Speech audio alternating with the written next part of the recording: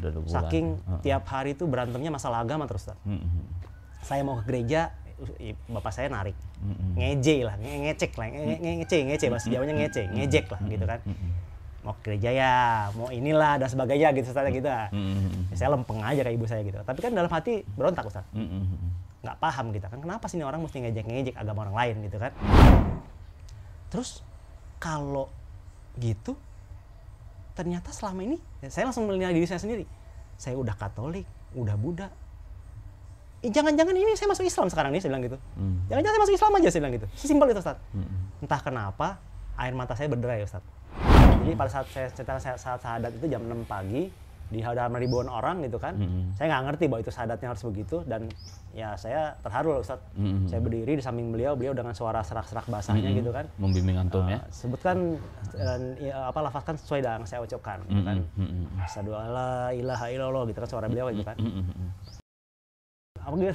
Masih gagapan saya. Gagapan. Itu saya nangis, Ustaz. Iya. Nangis dalam arti, ya Allah, saya bilang itu ini di hadapan ribuan begini jadi saudara saya. Masya Allah.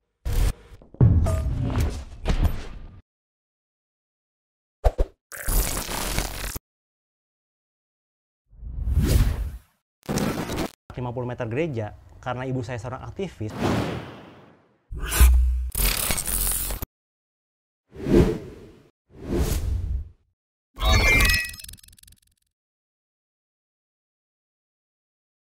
Bismillahirrahmanirrahim. Assalamualaikum warahmatullahi wabarakatuh. Waalaikumsalam. Alhamdulillah, wassalatu wassalamu ala rasulillah. Sahabat Al-Aminah Official yang dirahmati oleh Allah Subhanahu wa Ta'ala, alhamdulillah pada kesempatan pagi yang berbahagia ini, pagi yang cukup cerah, pada acara kita sharing motivasi, alhamdulillah.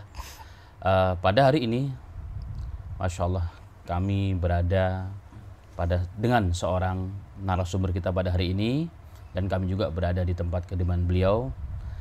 Beliau kita kenal sebagai seorang lawyer juga, dan juga seorang businessman, Masya Allah.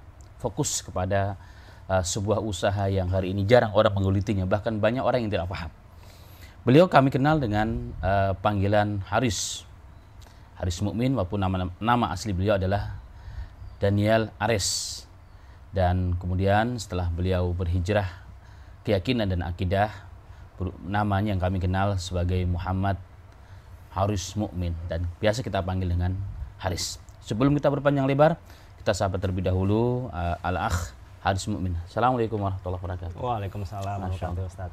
Apa kabar, sehat nih? Alhamdulillah sehat, Ustaz. Alhamdulillah. Senang nih dikunjungi, Ustaz. Alhamdulillah, barakallahu fikum. Pertama kami ucapkan terima kasih karena diberikan waktu dan kesempatan dan juga tempat tentunya untuk kami bisa berbincang santai, berbagi motivasi dengan sahabat Al-Aminah Official, insyaallah taala. Alhamdulillah, Ustaz. Dan semoga Allah berikan barokah dalam pertemuan ini. Amin ya rabbal alamin.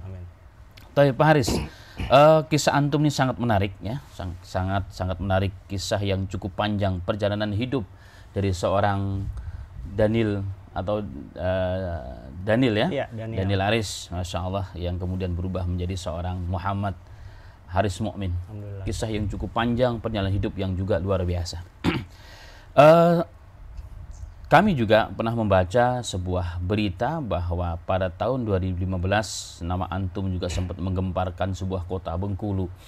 Ini juga nanti perlu diangkat ya, mungkin perlu disampaikan kepada sahabat Al-Aminah Official yang dirahmati Allah Ta'ala, agar kita mendapat manfaat dan motivasi tentunya. Tidak berpanjang lebar, kira-kira apa yang bisa disampaikan kepada kami sebelum kita masuk kepada materi inti, mungkin sejarah sekilas tentang kehidupan antum, biografi antum secara sekilas. Dulu bagaimana, tinggal di mana, orang tua bagaimana, lahir di mana, dan seterusnya. Pak, silakan. Insyaallah. Ustaz. Assalamualaikum warahmatullahi wabarakatuh, para sahabat Al-Aminah Channel yang dirahmati Allah. Ustaz Amin, beliau ini Ustadz pertama saya yang hingga kini masih membimbing saya, para sahabat, Masya Allah, bersama timnya Pondok Pesantren Al-Aminah. Jadi itu dulu yang saya angkat gitu. Jadi kita muliakan guru kita dulu, ya guru saya ya ini, guru Ustadz Amin. Dah satu lagi ada Ustadz Irfan juga. Ya alhamdulillah, Ustadz. Jadi kalau ditanya perjalanan hidup saya dari sebelum Islam sehingga menjadi Islam, itu saya alhamdulillah sudah punya konsep yang biasa saya bagikan kalau keliling gitu. Kalau keliling ke masjid-masjid itu sudah punya konsepnya.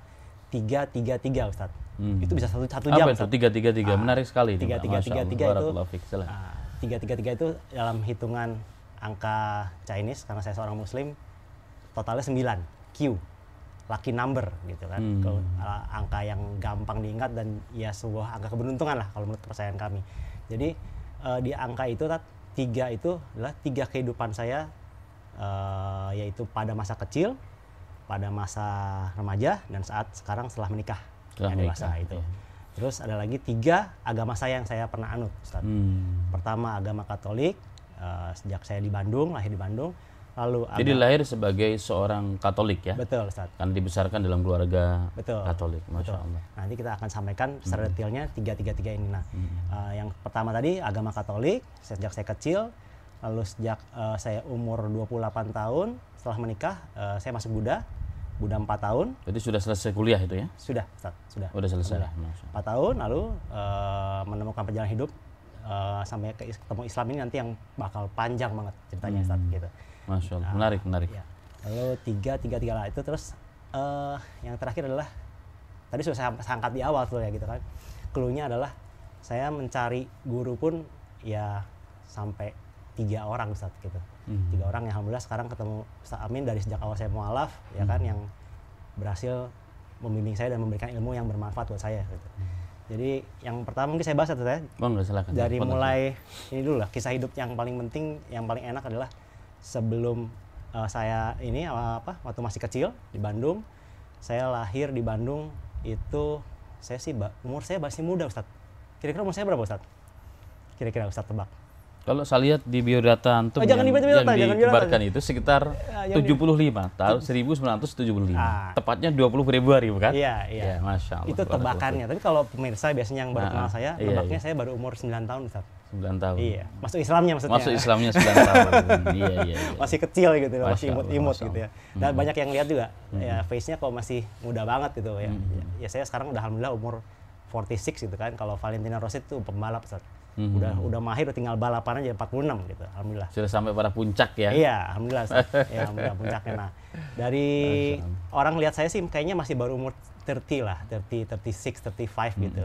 Nah ini juga satu hal yang menarik ini. Jadi memang penampakan dohiriyahnya beliau memang kelihatan masih muda sekali. Dan ini juga mungkin ada resep khusus, ada tip-tip khusus yang nanti juga perlu dibagikan kepada pemirsa sekalian. Siap. Oke.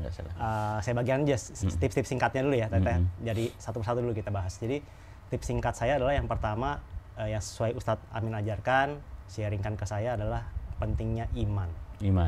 Ini kita mungkin ceritanya sedikit banyak menyinggung juga ke sini, pentingnya iman, ilmu dan amal, Ustaz. Itu yang saya sampaikan.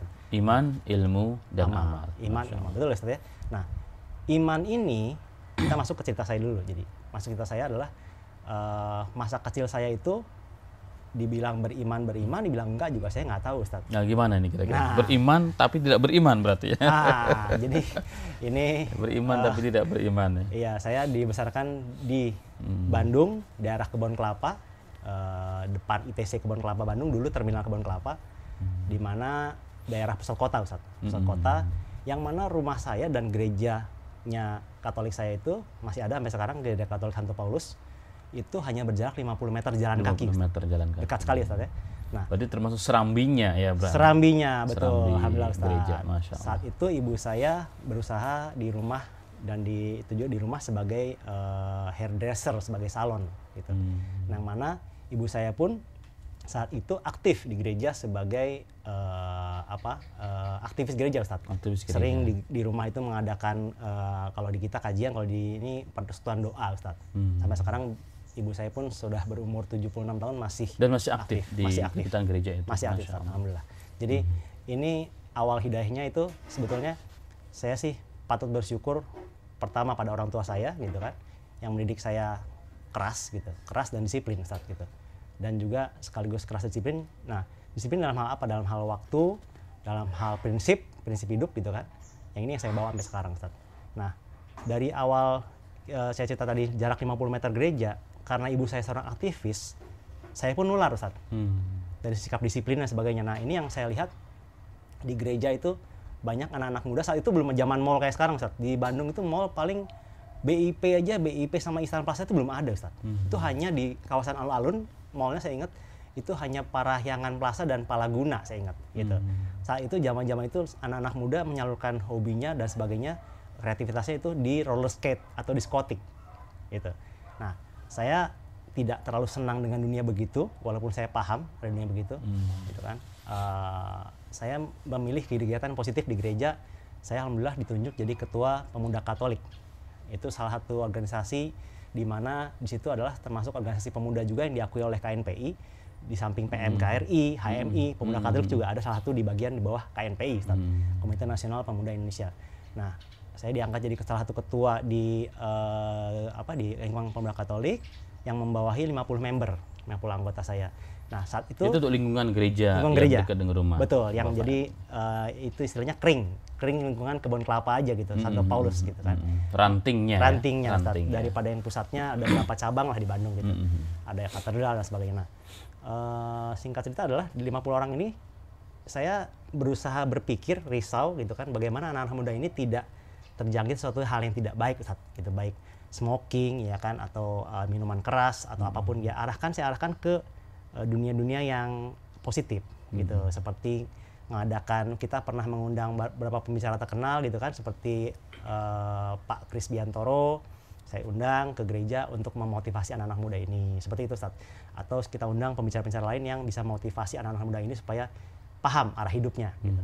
Satu itu. Yang kedua, kalau dalam Islam berarti pemuda gereja ini pemuda masjid begitu ya? Betul, Ustaz. Jadi remaja masjid ya, umumnya Pak Risma ya, mungkin remaja masjid fulan gitu kan. Kalau di gereja berarti pemuda gereja begitu. Ya, yang pemuda Katolik ini. Pemuda Katolik gereja. Pemuda Katolik ini termasuk organisasi yang diakuin. Jadi sejajar dengan HMI, Himpunan Mahasiswa Islam. Dan berarti pengikutnya sangat banyak ya di seluruh Indonesia ini. Iya, banyak. Jadi sampai ya itu. Nah, kalaupun kita ada event namanya Munas pun ya seluruh Indonesia datang, gitu. Ya. Jadi event-event yang saya adakan itu selain tadi pembicaraan yang baik dari para pembicara-pembicara yang bisa motivasi anak muda ini, terus kajian-kajian positif seperti misalnya kan anak-anak muda ini bingung, Ustaz, dari bagaimana menentukan sikap masa depan gitu kan. Saya pernah mengundang psikolog juga gitu kan, untuk tes psikolog gratis supaya mereka terarah gitu. Terus juga olahraga gitu kan, ada lapangan basket, nganggur ya udah malam-malam kita gunakan, siang kan sekolah itu, sekolahan SD, SMP gitu, Ustaz. Ya sudah. Jadi memang jiwa sosial Al-Haris ini memang sudah nampak dari semenjak remaja berarti. Alhamdulillah, Ustaz, itu alhamdulillah. Mungkin terpengaruh efek baik daripada seorang ibu yang memang aktivis di sebuah gereja. Ustaz, alhamdulillah. Itu yang saya bersyukur banget, itu punya orang tua yang disiplin gitu dan sosialnya tinggi, Ustaz, gitu. Jadi alhamdulillah saya menduplikasi apa yang ibu saya ajarkan. Seorang ibu ajarkan adalah tepat waktu, tepati janji ya kan. Insya Allah aman gitu kan, dan juga punya komitmen gitu, Ustaz. Jadi suatu organisasi yang tadinya 0, saya lihat ibu saya itu cuma dari gereja, dari rumah ke rumah gitu, Ustaz, hingga bisa berdiri sekarang diakuin di seluruh Indonesia itu. Saya lihat prosesnya dari awalnya berupa komitmen dari ibu saya. Nah, lanjut kita tadi, jadi dari kita mengumpulkan anak muda untuk kegiatan positif, terus ada juga kegiatan hiking dan sebagainya, Ustaz. Jadi kita akan positif semua. Alhamdulillah sih, semua fine-fine aja, aman-aman aja, Ustaz. Nah, saat itu belum zamannya mall, belum zamannya gadget, Ustaz.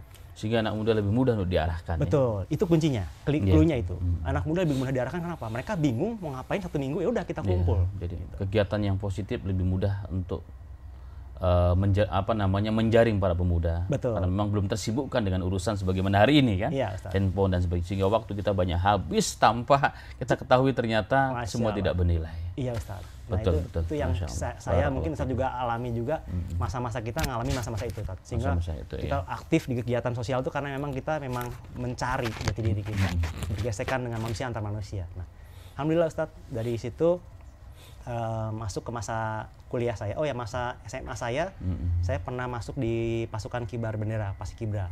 Jadi satu sekolah saya itu sekolah terbaik di Bandung, kalau Ustaz tahu itu Santo Aloysius. Top, singkatan top. Top itu singkatan juga Taruna Oga Praviti gitu kan, bahasa Sanskertasan, tapi singkatnya top. Ya, emang top juga sekolahnya gitu. Dan saya alhamdulillah di sana rekor, Ustaz. Mencapai rekor, tiap bulan pasti telat bayar. Gitu, Ustaz, karena saya termasuk keluarga yang kurang mampu. Dan Dan di situ alhamdulillah saya mesti fight gitu kan. Bagaimana ini nggak bisa saya sama orang tua terus minta terus. Ya saya diajarkan satu ilmu tadi Ustaz sampaikan pentingnya iman, ilmu, amal. Iman sudah ada, ilmunya belum ada, ya nggak bisa jalan juga. Ilmunya yang diturunkan oleh ayah saya yaitu ilmu karena ayah saya seorang peternak anjing-anjing ras. Gitu. Saya diturunkan ilmu untuk melatih anjing, Ustaz. Jadi seekor anjing aja nggak bisa bicara gitu kan, saya bisa latih. Rekornya adalah anjing yang paling ganas sekalipun gitu dibawa ke rumah saya itu bisa takluk sama bapak saya. Oleh bapak saya terus sama saya. Dan cuma kita berdua yang bisa megang. Kakak saya mau megang gigit, ibu saya ngasih makan gigit. Pokoknya udah ganas banget. Tapi soal sama saya sama ayah saya alhamdulillah bisa lunak dan manja. Maaf, bicara tentang ayah Haris ini apakah seperti ibu juga seorang aktivis atau fokus kepada tadi itu pengurusan tentang anjing tadi itu? Alhamdulillah Ustaz, kalau ayah saya awalnya menikah dengan ibu saya memang menikah di gereja Katolik Ustaz. Lalu dalam proses penjarian beliau lebih banyak aktif di dunia anjing ras ini.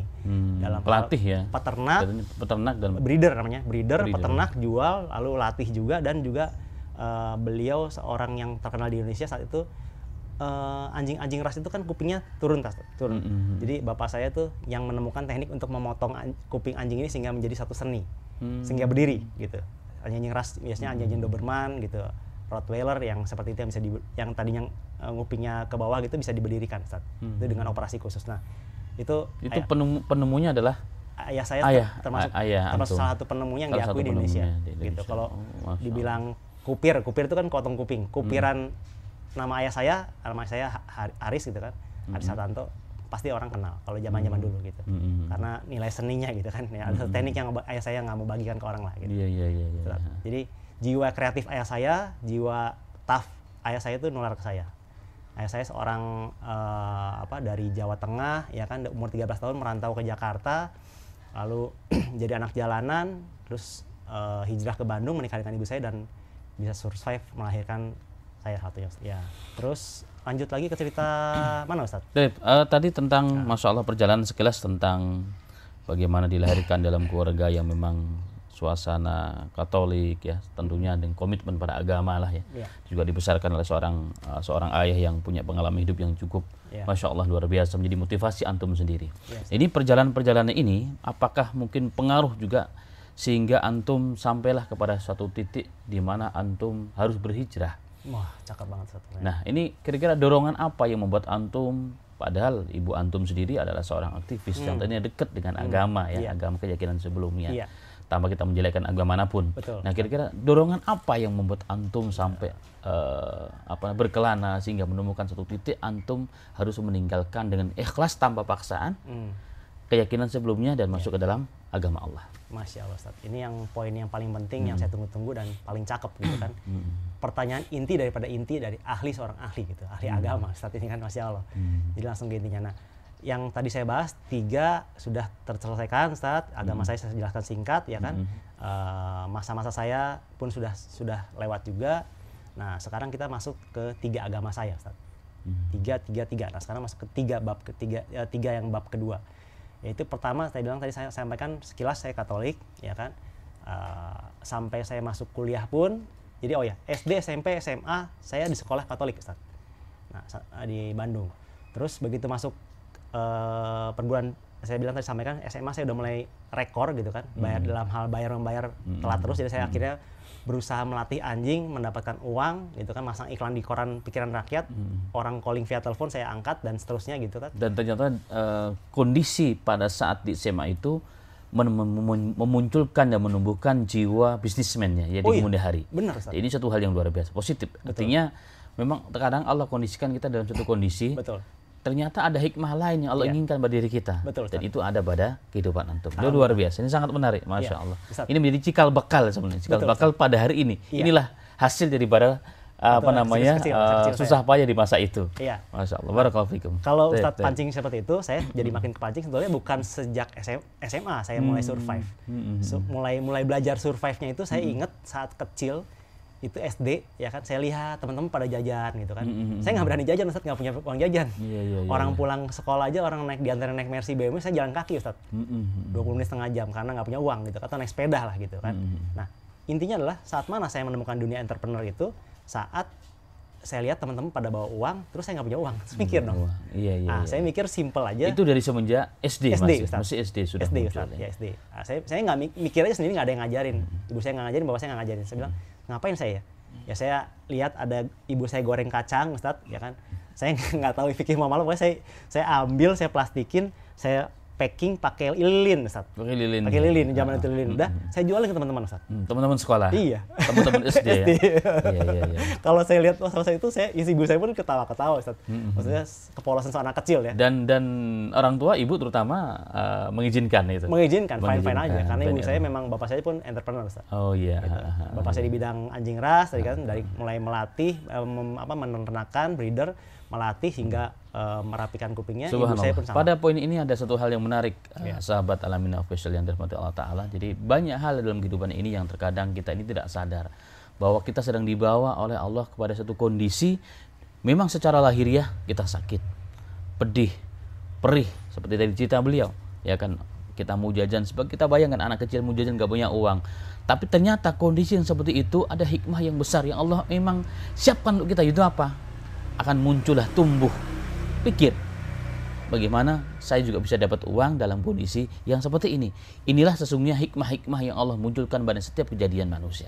Nah, cuma sayangnya memang manusia jarang sekali mengambil hikmah itu. Betul. Selalunya menyalahkan keadaan. Betul, bahkan tidak jarang juga menyalahkan orang lain dan juga pencipta kita. Ini suatu hal yang luar biasa. Nah, dari kisah yang sekilas tadi disampaikan oleh beliau, tentunya yang beliau ceritakan tadi adalah kisah yang sangat-sangat singkat karena kehidupan cukup panjang, tapi ada satu hal sudah dapat kita ambil, kita petik. Poinnya sudah dapat bahwa kondisi apapun sesungguhnya itu memang yang memberikan adalah Tuhan, Allah Subhanahu wa Ta'ala, dan dalam kondisi tersebut ada sesuatu yang Allah inginkan pada diri kita. Masya Allah. Allah siapkan diri kita untuk jadi apa di masa depan. Ini satu hal yang luar biasa, sangat menarik.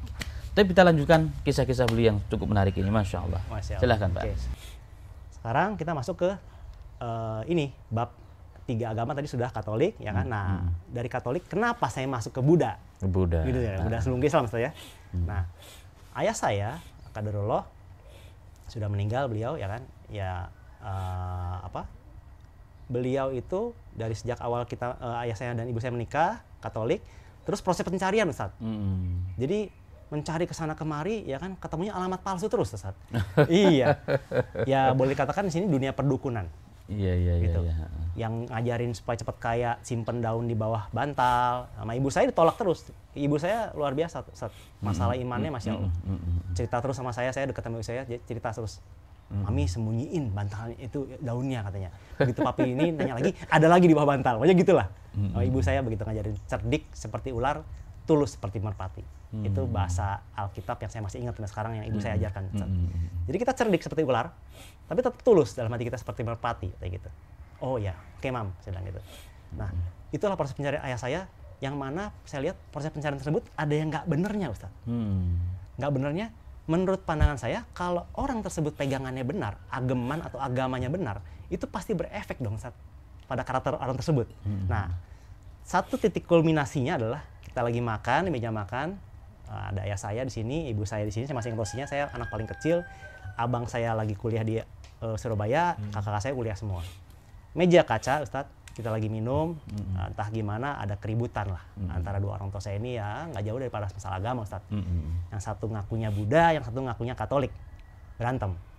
Ya saya sebagai anak paling kecil sudah mulai tidak suka dengan hal-hal seperti itu, Ustadz. Saya cuma saya sampaikan santai, saya ngomong gini, Mami tolong diem, Papi tolong diem.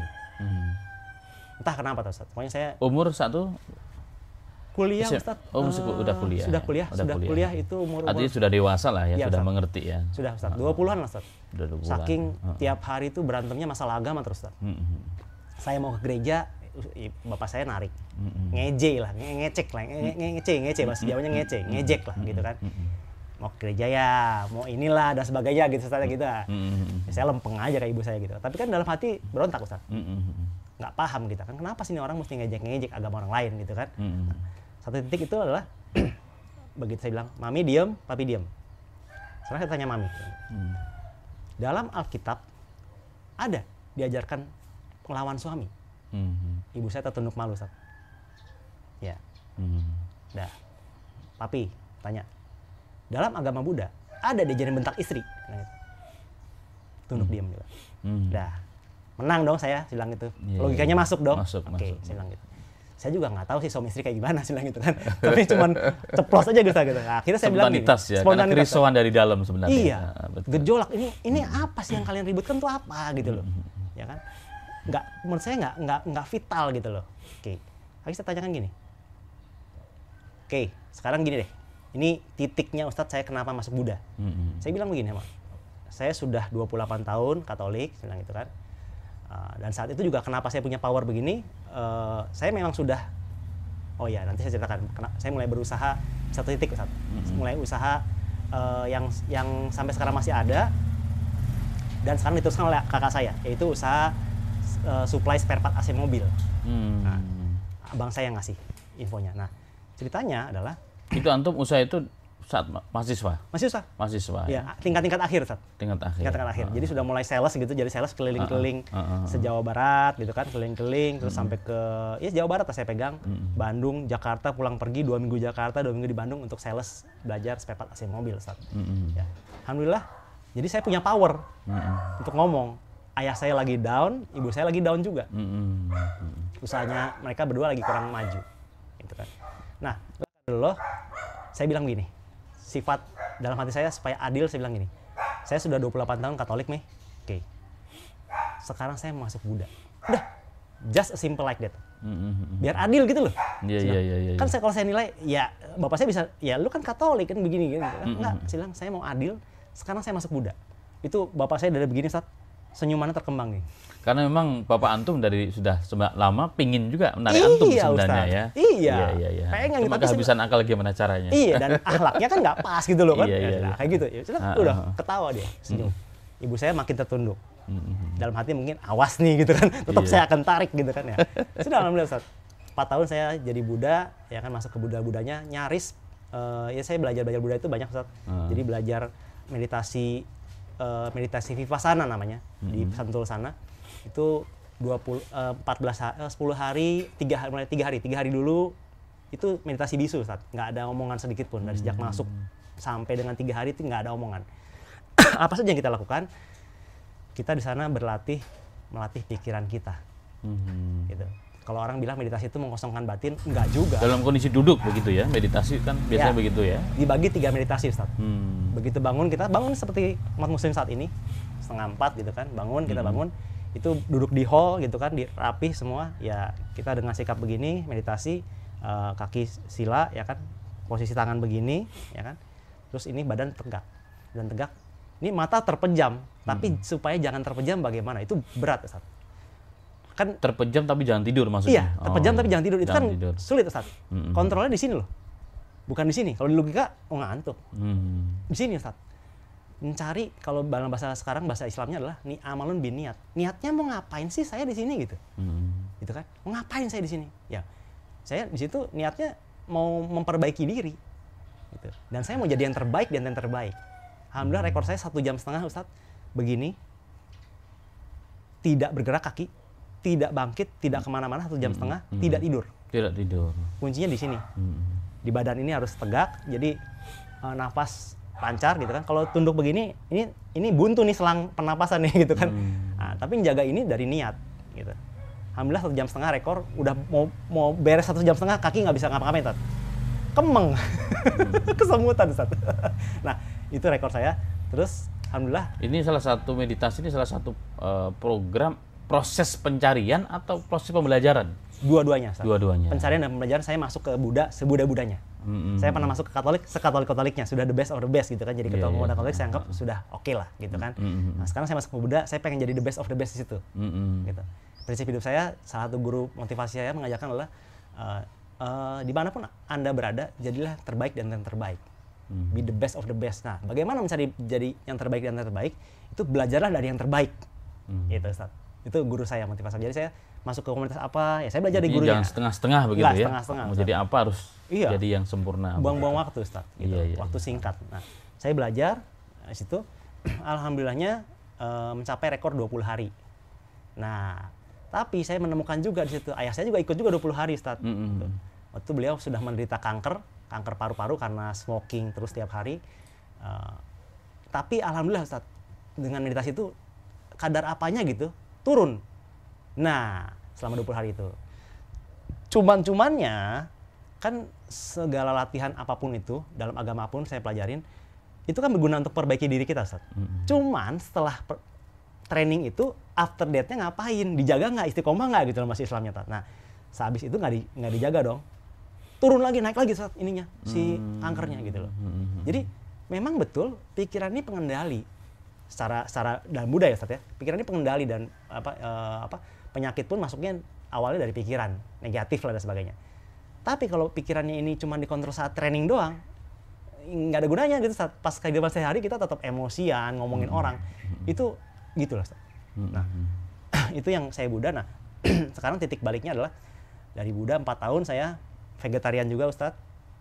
Sehari makan 2 kali sayuran aja. Selama jadi Buddha itu? Iya, 4 tahun itu. 4 tahun itu ya? Nyaris, titik kulminasinya adalah nyaris 4 bulan berangkat ke Thailand. Nanti pulang-pulang mungkin saya gundul gitu, Ustaz, di titik 6 gitu, balok 6. Paham ya, Ustaz? Jadi biksu. Nyaris.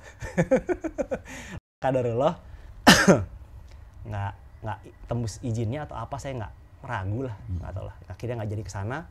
Nah, sudah saya fokus di dunia entrepreneur. Belajar dengan semua guru-guru entrepreneur di Indonesia yang terbaik. Ya kan, saya udah kenal semua, belajar semua, alhamdulillah. Bayar, Ustaz, nggak ada yang gratis.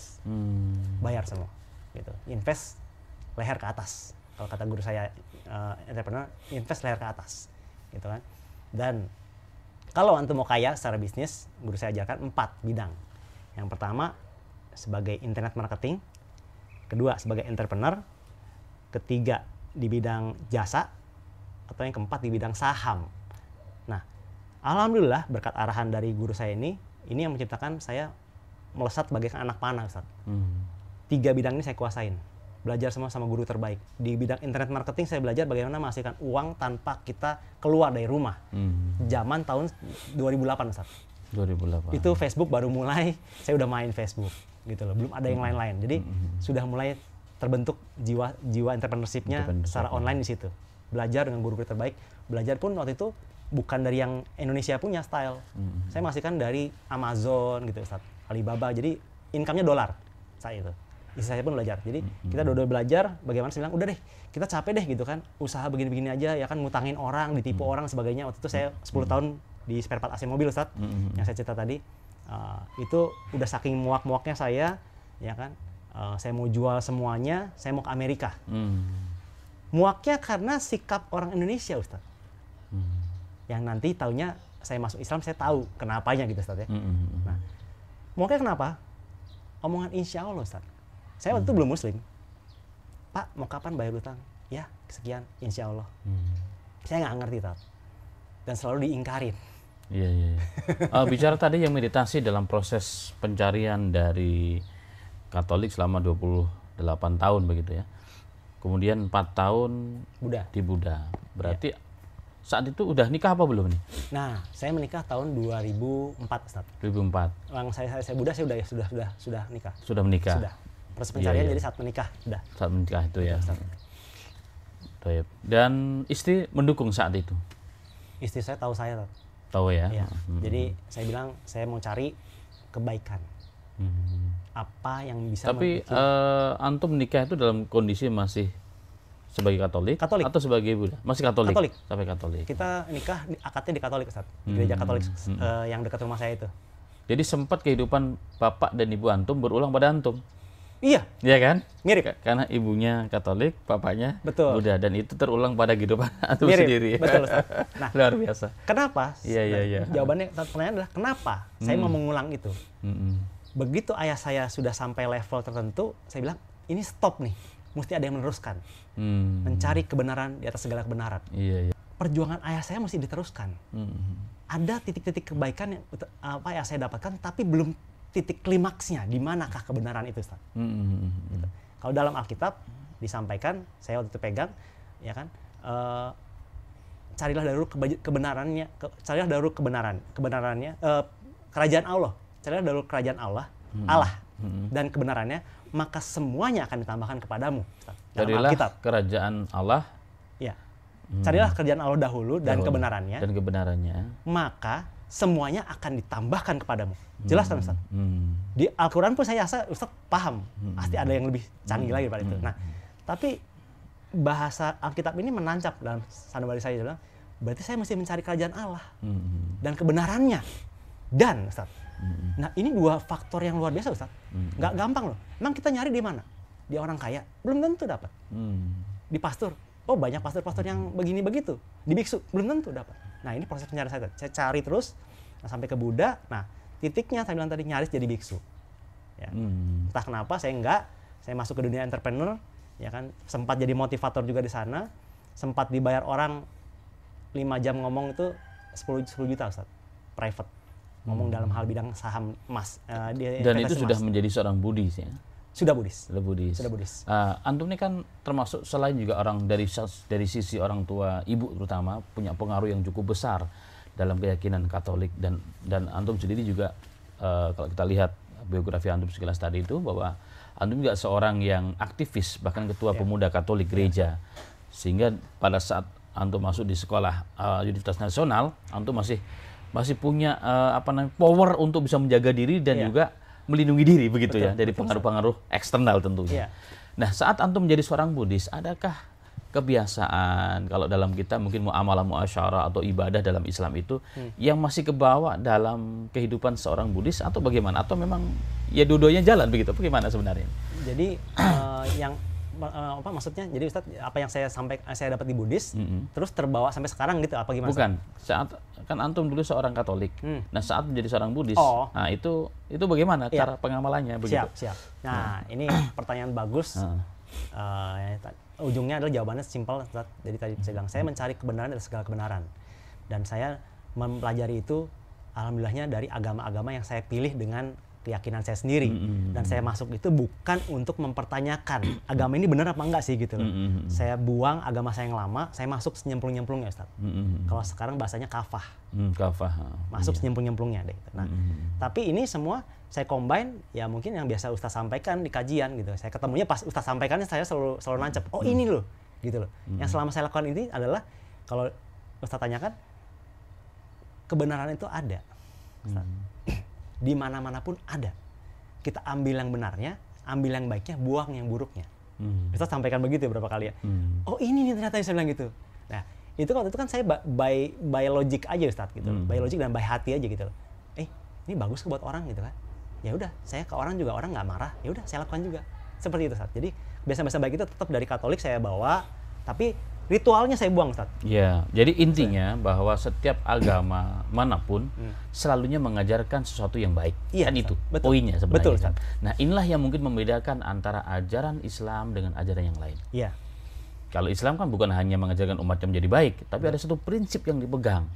Jika kita keluar dari prinsip ini, maka kebaikan tersebut tidak akan ada nilainya di sisi Allah. Betul. Nah, ini mungkin perlu diluruskan dan belum kita mengerti bahwa seluruh agama sesungguhnya pada prinsipnya mengajarkan kebaikan. Betul, Ustaz. Kalau kita tadi lihat bagaimana cerita ya Ibunda Antum saat mengajarkan lagi aktif-aktifnya di gereja, kebaikan juga. Betul. Saat antum menjadi seorang Buddhis juga diajarkan kebaikan-kebaikan. Artinya semua agama memang baik pada prinsipnya. Tapi yang membedakan memang ada satu hal yang membedakan. Cakep. Nah ini yang mungkin antum sedang cari mungkin ya. Cakep. Selama antum di Katolik, selama antum di Buddha dicari. Yang ini nih yang mana nih begitu ya? Yang ini yang mana nih begitu? Nah, mangga silakan dilanjut. Ini memang luar biasa. Para sahabat, ahlinya ahli. Jadi detail langsung to the point. Ini yang memang saya mau sampaikan Ustaz. Jadi saya makin paham. Jadi di Katolik, di Buddha, dua agama saya sebelumnya, itu yang saya cari dan saya pegang prinsip adalah saya tidak mau menghambakan apapun. Menghambakan kepada apapun? Apapun. Di Katolik, menghambakan kepada apapun atau orang nggak boleh menghamba kepada kita? Apa dua-duanya? Saya waktu itu saya bukan siapa-siapa, saya menganggap diri saya bukan siapa. Jadi saya tidak berpikiran yang kedua tadi. Saya berpikiran pertama, Ustaz. Berpikiran pertama adalah saya tidak mau menghambakan diri pada apapun dan siapapun. Kecuali Allah ya, Tuhan ya, Tuhan Allah waktu di Katolik. Waktu di Buddha itu kan saya menghambakannya pada pikiran baik, perbuatan baik berubah menjadi perbuatan baik juga berbuah gitu Ustaz. Kalau di Buddha begitu. Nah, tapi saya tidak menghambakan atau menyembah-nyembah tokoh-tokohnya di situ Ustaz. Ustaz paham ya Ustaz ya? Yeah. Saya tidak mau menyembah. Di Katolik mohon maaf ada patung. Ya. Saya dari awal udah reject hati saya tuh. Kenapa ya gitu ya.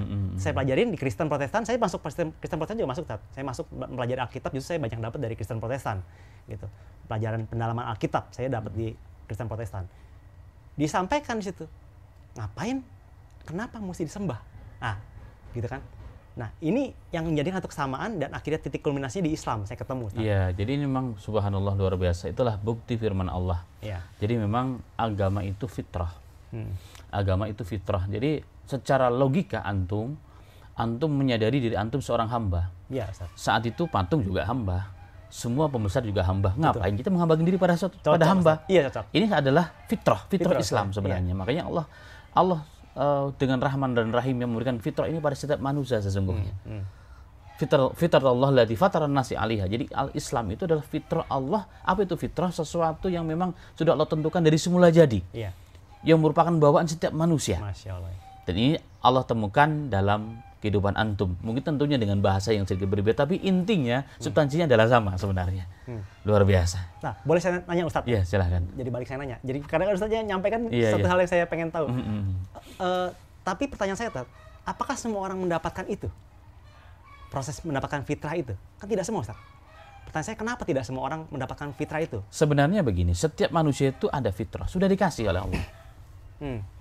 Cuma ada yang mengerti, ada yang tidak mengerti. Ada yang mensyukur dan tidak. Contoh, Allah kasih kita sehat. Banyak orang yang merasakan sehat itu bukan nikmat. Kapan dia merasakan? Setelah hilangnya sehat. Oh, setelah diambil ya? Setelah diambil oleh Allah. Makanya saat dia sakit, Allah tegur dia supaya apa? La'allahum yarji'u, agar mereka kembali kepada Allah. Bahwa sehat itu ada satu nikmat.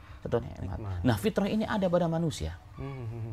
Dan Rasulullah sudah mengatakan bahwa setiap Bani Adam dilahirkan dengan fitrah Islam tadi itu. Bahwa dirinya seorang hamba nggak layak menyembah sesama hamba. Harus menyembah yang menciptakan hamba. Nah, itu yang dalam proses antum cari itu tadi sebenarnya. Iya. Jadi nyambung dengan apa yang antum tadi ceritakan. Betul. Ya, silakan. Ya. Dilanjut. Alhamdulillah Ustaz. Jadi ya saya sih bersyukur Ustaz gitu menemukan itu pun saya mikir sendiri Ustaz. Nanya ke pastor, nggak dapat jawaban.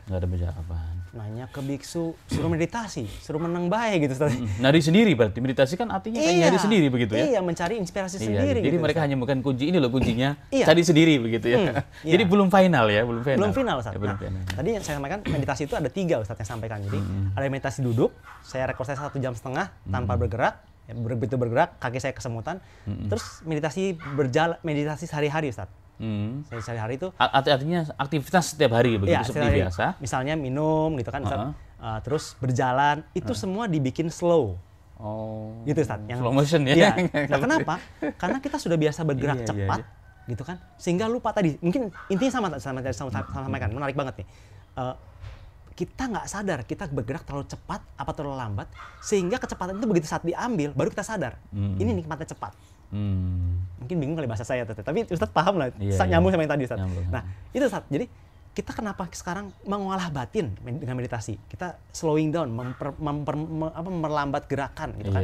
Jalan dihitung Ustadz, angkat 1, 2, 3, 4 dalam hati 5, 6 sampai selambat mungkin, dan pandangan ke bawah. Mungkin kalau dalam Islam diajarkan tawadu Ustaz ya. Jangan lihat tidur Ustaz. Sama 1, 2, 3. Dengan hitungan. Wah, Masya Allah. Jadi perlu dengan hitungan dan hisab berarti menghitung segala sesuatu. Iya Ustaz. Ya, Ustaz paham lagi. Iya. Yang lebih ngeri lagi gini Ustaz. Minum nih. Ambil cangkir, ambil. Allahu Akbar. Makan minum Ustaz diperlambat. Dalam kondisi lapar lagi ya? Iya, sehari makan 2 kali Ustaz. Masya Allah. Iya, betul. Itu dari Buddha. Nah, iya. Sekarang lanjut ke Islam. Nah, ini konten cerita Islam ini yang sangat menarik Ustaz. Ini pun ceritanya bisa kemana-mana. Jadi gitu. Pencarian kerajaan Tuhan dan kebenarannya itu proses 28 tambah 4 tahun. Oh, Masya Allah Ustaz. Luar biasa. Ini proses yang luar biasa ya. Iya, Ustaz. Jadi teringat kisah Salman Al-Farisi. Bertahun-tahun beliau dari seorang majusi ya kan, kemudian menjadi seorang kalau dalam Islam khodimnya apa kalau yang di gereja namanya, yang pemilik gereja, pastor, pastor ya. sampai berganti sampai 7 kali sehingga kemudian ketemu dengan Nabi Muhammad SAW. Ini proses yang luar biasa. Yang ini nggak akan bisa dirasakan oleh orang yang memang mengalaminya. Allah. Mungkin yang antum ceritakan hanya sekilas kata-kata, tapi sesungguhnya apa yang antum merasakan kita nggak bisa melihatnya itu. Iya Ustaz. Saya menemukan satu buku Ustaz. Ini juga awal hidayah saya. Saat saya lagi down tadi, potong ceritanya, balik lagi flashback dulu tuh. Pas di rumah ini saya bilang setahun saya nggak ngapa-ngapain, bingung ngapa-ngapain. Saya dapat satu buku, ketemu satu buku di Gramedia. Dalam hati saya bilang gini, carilah ilmu sampai ke negeri Cina. Pepatah apa itulah, nggak tahu Ustaz. Ya kan? Tapi ada benernya. Terus saya nggak punya duit, so what gitu loh, saya bilang gitu. Ya udah, saya punya motor. Apa yang saya punya saya lakukan. Saya punya motor, saya berangkat ke Gading Serpong, Mall Gading Serpong, ke Gramedia. Saya pikir itu gudangnya ilmu, Ustaz. Buku bisnis, 1001 ide bisnis, dalam rangka mencari ide bisnis, Ustaz. Nggak cocok. Motivasi bisnis dari seorang pebisnis terkenal, nggak cocok. Apa nggak cocok? Saya cocoknya setahun ini saya nggak kebuka, rezeki saya langsung ngapain gitu kan. Ketemulah satu buku, Ustaz, 7 pintu pembuka rezeki. Dari guru saya yaitu Mas Ipo Santosa. Salam buat guru saya. Jadi beliau juga yang lewat bukunya menginspirasi sehingga saya yakin inilah mulai jalannya, titik kebenarannya, Ustaz. Nah, setelah saya mengajarkan Mas tadi, satu murid saya di Desember tadi, di akhir tahun, Ustaz, saat ujian rintik-rintik 31 Desember saya ingat 2011, ngajak saya ketemuan sama guru saya tersebut, Mas Ipo Santosa, di satu masjid Al Azhar BSD, Ustaz. Yang besar itu, bawahnya ada sekolahan ya. Nah, itu mulai saya berangkat ke sana, dijemput sama murid saya dari Bekasi, jemput berangkat ke sana hujan rintik. Saya pakai sepatu tinggi, Ustaz, segini. Sepatu tentara. Saya senang dengan dunia militer. Saya bilang saya pengen jadi TNI, tapi nggak jadi gitu kan. Nah, saya berangkat, pas mau masuk masjid dong. Murid saya bilang gini, "Pak," kan manggilnya bukan Pak, Coach. Coach, ini kan masjid. Iya, saya bilang, saya nggak tahu adabnya masuknya gimana, saya bilang gitu. Takutnya saya kualat, saya bilang gitu. Saya pernah dengar satu ajaran Islam, ya kan, di mana kalau saya masuk gitu kan, saya seorang yang bukan Islam, begitu saya turun, masjidnya dicuci, dipel 7 kali katanya gitu. Kata ayah ibu saya, kata saya jangan sampai salah langkah nih, saya bilang gitu. Gimana? Coach, ganti sendal dulu. Oke, supaya apa? Supaya nggak hilang sepatunya. Iya, saya balik ke mobil, ganti sepatu sama sendal jepit punya dia. Nah, terus step by step diajarin. Ini ada air cucian kaki, ya kan? Yang air tergenang gitu kolam, Ustaz. Gimana? Ya, langkahin aja, Coach. Ini bener nih nggak bakal dicuci 7 kali masjidnya. Ini sih bilang gitu. Enggak. Ya udah. Masuk, singkat cerita masuk, ya saya nggak wudhu segala macam kan, nggak tahu juga. Dibilang naik aja, Coach, gitu. Saya nggak berani duduk paling depan seperti biasa saya ikut workshop, Ustaz. Saya tahu ini tempat suci. Itu acara apa diundang ke situ? Acaranya Mas Ipo Santosa. Membahas tentang 7 keajaiban rezeki, yang mana saya merasa, buku berarti ya? Iya, saya merasa mengamalkan 2 ilmunya dari beliau. Ya, semoga mengalir pahala jariah pada beliau juga. Sampai sekarang saya nggak ingat yang 5 lagi, Ustaz. 2 aja saya amalkan. Saya waktu itu orang yang pelit banget, nggak mau sedekah. Rezeki saya mampet, Ustaz. Saya waktu itu memang masih lawyer, ya kan. Penampilan saya perlente dan sebagainya, mahal lah. Istri saya, ibu saya nggak saya perhatikan. Dalam buku tersebut diajarkan pertama sedekah, yang kedua sayangi 2 bidadari cantik sekitarmu, Ustaz. Saya di situ terhenyak, tersadarkan, dan saya amalkan. Dan alhamdulillah rezeki saya mulai terbuka sedikit demi sedikit. Bilang, ini nih mulai benar nih. Ini mulai ketemu kebenaran nih. Apa yang diajarkan saya amalkan, benar kejadian, Ustaz. Saya cari, saya lihat bukunya, oh ini ajaran Islam semua. Jadi ajarannya aplikatif ya? Ajaran Islam. Bukan hanya teoristis. Iya, ternyata ajaran Islam, Ustaz. Nah, saya pengen ketemu gurunya. Ketemulah sama Mas Ipo ini di masjid itu, Ustaz. Ya, masjid itu satu workshop, biasa workshop saya ke depan, paling depan, ini nggak berani, Ustaz. Karena ini, waduh, ini tempat ritual nih, istilah gitu kan. Saya mau di wihara, di pura, di gereja, saya nggak berani macam-macam. Gitu, takut kualat, Ustaz. Saya duduk paling belakang, samping pilar, mojok supaya nggak ada yang lihat saya. Saya kan orang terkenal juga saat itu, Ustaz. Saat itu terkenal banget. Saya diem. Nggak ada yang kenal, alhamdulillah. Saya dengerin aja kata per kata. Ada satu kata-kata dari beliau yang nancep banget di benak saya. Muslim ini banyak loh jumlahnya. Bukan banyak lagi, banyak banget bagaikan buih lautan. Tapi kenapa tidak bisa menguasai dunia? Pertanyaan itu sampai sekarang masih mikir di benak saya. Iya juga ya, saya bilang gitu. Nah, sehingga pada satu titik saya mikir dalam hati, Ustaz. Terus kalau gitu, ternyata selama ini saya langsung menilai diri saya sendiri. Saya udah Katolik, udah Buddha. Jangan-jangan ini saya masuk Islam sekarang nih, saya bilang gitu. Jangan-jangan saya masuk Islam aja, saya bilang gitu. Sesimpel itu, Ustaz. Entah kenapa air mata saya berderai, Ustaz. Ya Allah. Saat mendengar penjelasan dari beliau. Ya Allah, saya bilang itu. Sekarang saya masuk Islam deh. Sesimpel itu, Ustaz. Nggak usah dipikir, nggak usah diapain, udah laksanain aja gitu loh. Apa yang terbesit dalam hati, udah. Sekarang saya masuk Islam deh. Nggak tahu gimana caranya, saya masuk Islam deh. Masya Allah. Gitu, Ustaz. Nah, itu awal mulanya. Dan tidak ada yang tahu satu orang pun saya masuk Islam saat itu. Dan saya nggak tahu tata caranya, Ustaz. Deh. Tapi keyakinan antum itu saat itu sudah mantep ya. Pokoknya langsung Ustaz. deh. All out ya gitu. All out. Awalnya kan niat saya apa, Ustaz? Tadi saya bilang saya seorang coach, seorang pebisnis dan sebagainya. Ya, bisnis saya masih belum jelas, tapi saya punya keyakinan suatu saat akan berhasil. Tapi ada satu titik yang kosong dalam hati saya gitu. Iya. Nah, satu yang disampaikan oleh Mas Ipo juga adalah beliau sampaikan Muslim ini pernah menguasai 2/3 bagian dunia, Ustaz. Dengan tidak perang loh bahkan. Kalau yang lain mesti perang-perangan dulu, bunuh-bunuhan dulu. Ini ada yang nggak perang, cuma takluk begitu aja. Bahkan tetap menghormati agama lain, Ustaz ya. Seorang Umar bin Khattab, Ustaz, kalau saya sampaikan. Umar bin Khattab masuk satu negara yang mana non-Muslim, banyak gerejanya, nggak ada masjidnya. Beliau ikut sholat di gereja, Ustaz ya. Seperti itu, Ustaz sampaikan. Nah, saya bilang, ini suatu hal yang saya bilang jauh di luar benak saya, Ustaz. Saya pikir Islam itu radikal. Jadi selama ini itulah yang didengar ya, sampai Ustaz. telinga antum ya. Iya, yang kalau teriak Allahu Akbar itu pasti besoknya langsung hari itu langsung pada kebakaran gitu, Ustaz. Itu dalam benak saya, Ustaz. Tapi hari itu, saat itu Allah luluhkan rantakan kekerasan hati saya dan logika saya, Ustaz. Entah kenapa air mata yang berderai, Ustaz. La haula wala quwwata illa billah. Saya bilang, dah saya sambil berderai begitu, nggak berhenti gimana, kiri kanan nggak ada yang kenal, udah deh menyumput jadi pilar, Ustaz. Kalau boleh saya tanya, apa kira-kira sebabnya begitu simpelnya dan mudahnya menerima Islam itu? Karena tadi, Ustaz, ajarannya yang saya terapkan dari bukunya Mas Ipo Santosa applicable. 2 pintu pembuka rezeki yang saya cari selama ini. Jadi rezeki saya kenapa sih mampet sih? Udah belajar ke sana kemari, udah bayar ke sana kemari, nggak ada yang kebuka satupun, Ustaz. Saya ajarkan amalkan sedekah.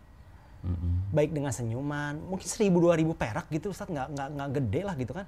Atau saya bawa istri saya seneng gitu, dia lagi ulang tahun, lagi nggak punya uang, Ustaz, cuma punya motor, ya udah kita makan steak yang termahal deh di Kemang sana. Nggak ada Google Map, nggak ada apa, cuman kertas map itu, Ustaz. Kita pakai itu dari Jakarta di rumah ini nggak ngerti apa-apa, Ustaz. Berangkat aja bismillah. Peta Jakarta gitu ya. Iya, menyenangkan hati bidadari saya, Ustaz. Yang selama ini jadi artinya bahwa ajaran Al-Haq itu simple ya. Simple, artinya setiap orang tidak bisa untuk tidak melakukan. Artinya simple ya, simple. Itu yang pertama. Mungkin yang kalau saya tambahkan, ibaratnya ini antum botol sudah ketemu tutup. Iya. Karena apa yang saya maksud? Jadi kalau kita lihat sejarah antum dari awal sampai udah mulai tanda-tanda masuk ke ajaran yang terakhir ini, adalah memang antum dalam proses pencarian. Namanya orang mencari, apapun yang memang dicari sesuai dengan apa yang ada di otak dan dalam hati pasti akan klop. Dan ternyata Islam itu fitrah, sesuai dengan hati nurani, sesuai dengan akal pikiran, tidak bertentangan dengan ilmu pengetahuan. Betul, Ustaz. Jadi sehingga begitu sangat simpel dan mudahnya. Nah, inilah menjadi kunci sebenarnya. Hari ini banyak orang hebat, hari ini banyak orang pintar, banyak orang cerdas, orang kaya dan sebagainya, tapi belum menemukan kebenaran itu. Kenapa? Karena dia nggak mau mencari. Astagfirullahaladzim. Bahkan ada orang yang tidak peduli dengan kebenaran itu. Iya, diabaikan. Kalau udah begitu apa ya? Mau bagaimanapun hidayah datang kepadanya, nggak akan bisa masuk. Karena apa namanya, ibarat botol sudah keisi air. Tertutup bahkan. Tertutup. Tidak mau dibuka dulu, Ustaz ya? Nggak bisa dibuka. Kosongkan dulu. Walaupun dibuka, tapi isinya sudah air. Tidak mau dikosongkan dulu, Ustaz. Tidak dikosongkan, dia tidak mencari. Jadi udah penuh, udah cukup lah dengan ini. Sudah ngapain sih hidup, ngapain sih beragama. Yang penting kan baik. Ngapain beragama kalau ternyata masih nggak baik, mendingan jadi orang nggak beragama tapi baik. Nah, ini pemikiran-pemikiran yang memang sesungguhnya tipu daya daripada khutuwat syaitan, langkah-langkah daripada syaitan. Ini sangat menarik sekali, luar biasa. Jadi ini adalah satu titik balik kehidupan seorang Daniel Arias ya, menjadi orang yang kemudian berjalan dalam hidayah Allah Subhanahu wa taala. Ini luar biasa. Luar biasa. Barakallahu fikum. Monggo silakan dilanjut. Lalu bagaimana proses dari mulai tanda-tanda bahwa Allah berikan jalan kehidupan dan sesuatu yang antum sudah cari sekian lama akan ketemu, dan bagaimana proses menemukan sampai hari ini? Cakep nih, Ustaz. Ini lanjut ke pertanyaan ketiga yang berikutnya Ustaz. 3 di awal tadi saya bilang 3 masa saya, masa kecil, masa sekolah dan kuliah sampai masa berkeluarga. 3 yang tadi agama saya sudah mulai masuk nih, sahabat-sahabat ya kan. Katolik, Buddha, sekarang sudah mulai Islam. Pertanyaan bagus banget. Nah, lanjut ke 3 berikutnya Ustaz. 3 saya mencari mentor atau guru Ustaz. Guru. Gitu. Mursyid ya. Itu penting kan gitu loh. Dalam bidang apapun para sahabat. Di bidang dunia, saya pernah disampaikan oleh guru saya, belajar dari guru yang terbaiknya, the best or the best belajar. You will be the best or the best gitu loh. Jangan belajar dari yang setengah-setengah. Saya selalu belajar dari yang terbaik-terbaik. Nah, dalam Islam pun saya akhirnya terngiang dan terbesit untuk melaksanakan itu Ustaz. Saya cari yang terbaik dan saya nggak tahu sama sekali lah, kalau nggak tahu sama sekali Islam tuh banyak golongannya. Nggak ngerti Ustaz. Saya pikir ya Islam ya seperti itulah, ya kan, pakai peci, pakai baju koko, pakai sarung. Itu udah Islam. Di doa Islamnya begitu ya. Saya pikir begitu Ustaz, ya kan. Nah, perjalanan saya menemukan Ustadz yang pertama, yang sampai sekarang Ustadz saya tersebut yang mengajarkan saya bagaimana berwudu walaupun tidak terlalu benar ya kan, tapi sudah mulai membenarkan. Itu adalah seorang marbot di musola saya di komplek ini Ustadz, masih hidup. Ya, semoga amal jariahnya pun mengalir kepada beliau. Amin. Pak Bagiman, umurnya sekarang udah mungkin sekitar 80-an Ustadz, marbot musola. Itu Ustadz saya yang pertama yang dengan tulus mengajarkan saya bagaimana caranya berwudu.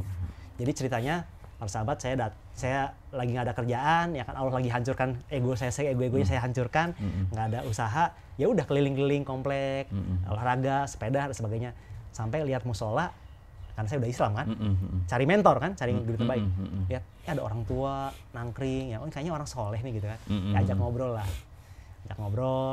udah mulai berkawan, bersahabat, orangnya juga asik gaul gitu loh, Pak Bagiman. Ustaz juga pernah ketemu orangnya, nah sehingga pas saat saya minta diajarin wudu, Pak Daniel, wudunya jangan kayak orang dari sawah. Terus gimana Pak Bagiman? Bilang gitu. Jadi ajarin, beginilah, begini. Oh begitu, begini. Ya walaupun belum sempurna total, tapi alhamdulillah diperbaikin. Nah, itu Ustadz saya yang pertama. Mulailah gaya saya, Ustadz paham. Saya dari juga ngobrol, Ustadz ini sahabat saya juga. Nah, tahulah bagaimana saya kayak anak TK kan Ustadz. Yang pengen segala tahu, ditanyain semua gitu loh Ustaz. Ya. Karena emang saya memang mencari kebenaran gitu loh.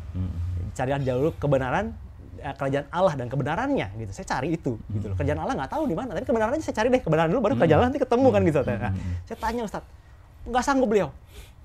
Wah Pak Daniel, kan udah mulai nggak sanggup. Pak Daniel, cari Ustaz aja ya. Kan Bapak Ustadz saya bilang gitu. Enggak sih, udah nggak sanggup main Bapak. Apa di antara pertanyaan yang beliau sehingga angkat tangan begitu? Banyak Ustadz, saya udah lupa Ustadz. Yang saya ingat tuh mencari guru yang kedua Ustadz. Oh iya. Guru yang kedua ketemulah dari kampung sebelah, ditarik untuk ngajarin saya alif bata itu Ustadz. Alif bata. Ya. Tapi saya tidak tertarik Ustadz. Begitu buka Quran gitu. Ini alif bata sebagainya itu Ustadz. Tapi saya bilang, saya di tengah-tengah itu, pikiran saya kayak monkey mind, Ustaz. Tetap loncat, saya tanya, Ustaz, ini Ustaz, titik baliknya lucu nih. Ustaz, iya, mohon maaf saya potong Ustaz ya, saya mau nanya. Jadi saya nggak bisa nerusin kalau pertanyaan dalam pikiran saya ledakin dulu. Oke, apa Pak Daniel? Ustaz, mohon maaf, saya belum sunat. Kalau nanya lagi ketawa saya, ya kan, belum sunat. Terus saya boleh masuk masjid nggak? Sesimpel itu Ustaz. Tapi nggak bisa jawab beliau. Aduh. Saya nggak bisa jawab Pak. Loh, kan Ustadz seorang Ustadz. Di benak saya, seorang biksu, seorang pastor, seorang Ustadz itu harus bisa jawab segala hal tentang agama. Masalah agama ya. Ternyata tidak sesimpel itu. Dalam Islam itu bagaikan lautan luas ya ilmu Ustadz ya. Ada yang Ustadz seorang ahli hadis, ada yang seorang ahli Al-Quran, ada yang, Masya Allah, ada yang fikih muamalah. Saya nggak ngerti. Wah, saya kecewa Ustadz. Dalam hati saya, kena lu. Berarti lu nggak bisa jawab pertanyaan saya, berarti lu bukan Ustadz gitu loh. Kena lu bilang gitu kan, dah besoknya nggak saya panggil lagi Ustaz. Iya. Nah, perjalanan ketiga ya kan, tetangga saya Ustaz. Tetangga saya ya kan, lihat saya mungkin punya kemampuan batin walau alam kayak gimana, ya diajaklah ke pos satpam malam-malam, suruh nerawang tangannya Ustaz. Gitu. Lihat malam-malam gelap-gelap gitu. Lihat, ini saya di sini, dia. Tangan kanan saya ada apa? Saya bilang kayak tanda bintang ya, saya bilang gitu. Ya, oke. Terus kiri saya bilang gitu, ada tanda kayak W gitu. Nah, ini bintang, ini Rasulullah, ini Allah katanya gitu. Saya nggak tahu Ustaz, huruf-huruf hijaiyah saya nggak tahu. Oh gitu ya. Wah saya bilang ini udah mulai nih ketemu nih titik kuncinya udah mulai ketemu gitu kan seru gitu. Tapi ya sebenarnya kalau dalam tangannya nggak kelihatan Ustaz. Cuman penglihatan saya ini kayak ada merah gitu Ustaz, kayak lampu gitu kan. Nah, ternyata saya dibawalah ke guru beliau, singkat cerita di Bogor sana Ustaz. Ya kan, pakai peci, baju koko, sarungan, sebelah kirinya satu dus isinya keris semua. Saya pikir itu Islam Ustaz. Ya, saya kan nggak tahu, nontonnya dari film Ustaz. Islam tontonan gitu kan, bukan tuntunan, tontonan doang gitu kan. Ternyata itulah dukun-dukunnya Ustaz. Di mana saya belum bisa syahadat saat itu, belum baca syahadat secara benar, syahadat saya dibelokkan. Suruh puasa muti 4 hari, ya kan. Itu sih katanya sih alirannya Prabu Siliwangi Ustaz. Yang mana Prabu Siliwangi saat itu masuk ke Gunung Halimun terus menghilang dengan pasukannya gitu. Nah, ini alirannya itulah. Saya nggak tahu lah, Ustaz, ikutin aja karena kan Ustaz sampaikan kan, saya lagi mengosongkan gelas lo gitu loh, tapi mau diisiin apapun ya racun kayak saya terima aja. Setelah itu baru saya reject gitu. Saya terima, saya 4 hari puasa mutih, terus bisa nerawang-nerawang Ustaz. Dengan satu amalan yang disampaikan adalah lafaz syahadatnya dibelokkan. Ana itu siapa katanya? Kata guru saya.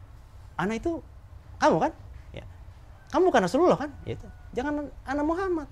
Sebutinlah nama saya Raden apa gitu, saat dikasih nama goib gitu saat dari hasil meditasi dia di atas gitu. Oh, nama kamu Raden ini gitu kan. Sebutin, oke. Ya. Asyhadu alla ilaha illallah wa asyhadu ana sebutin Raden itu. Oke.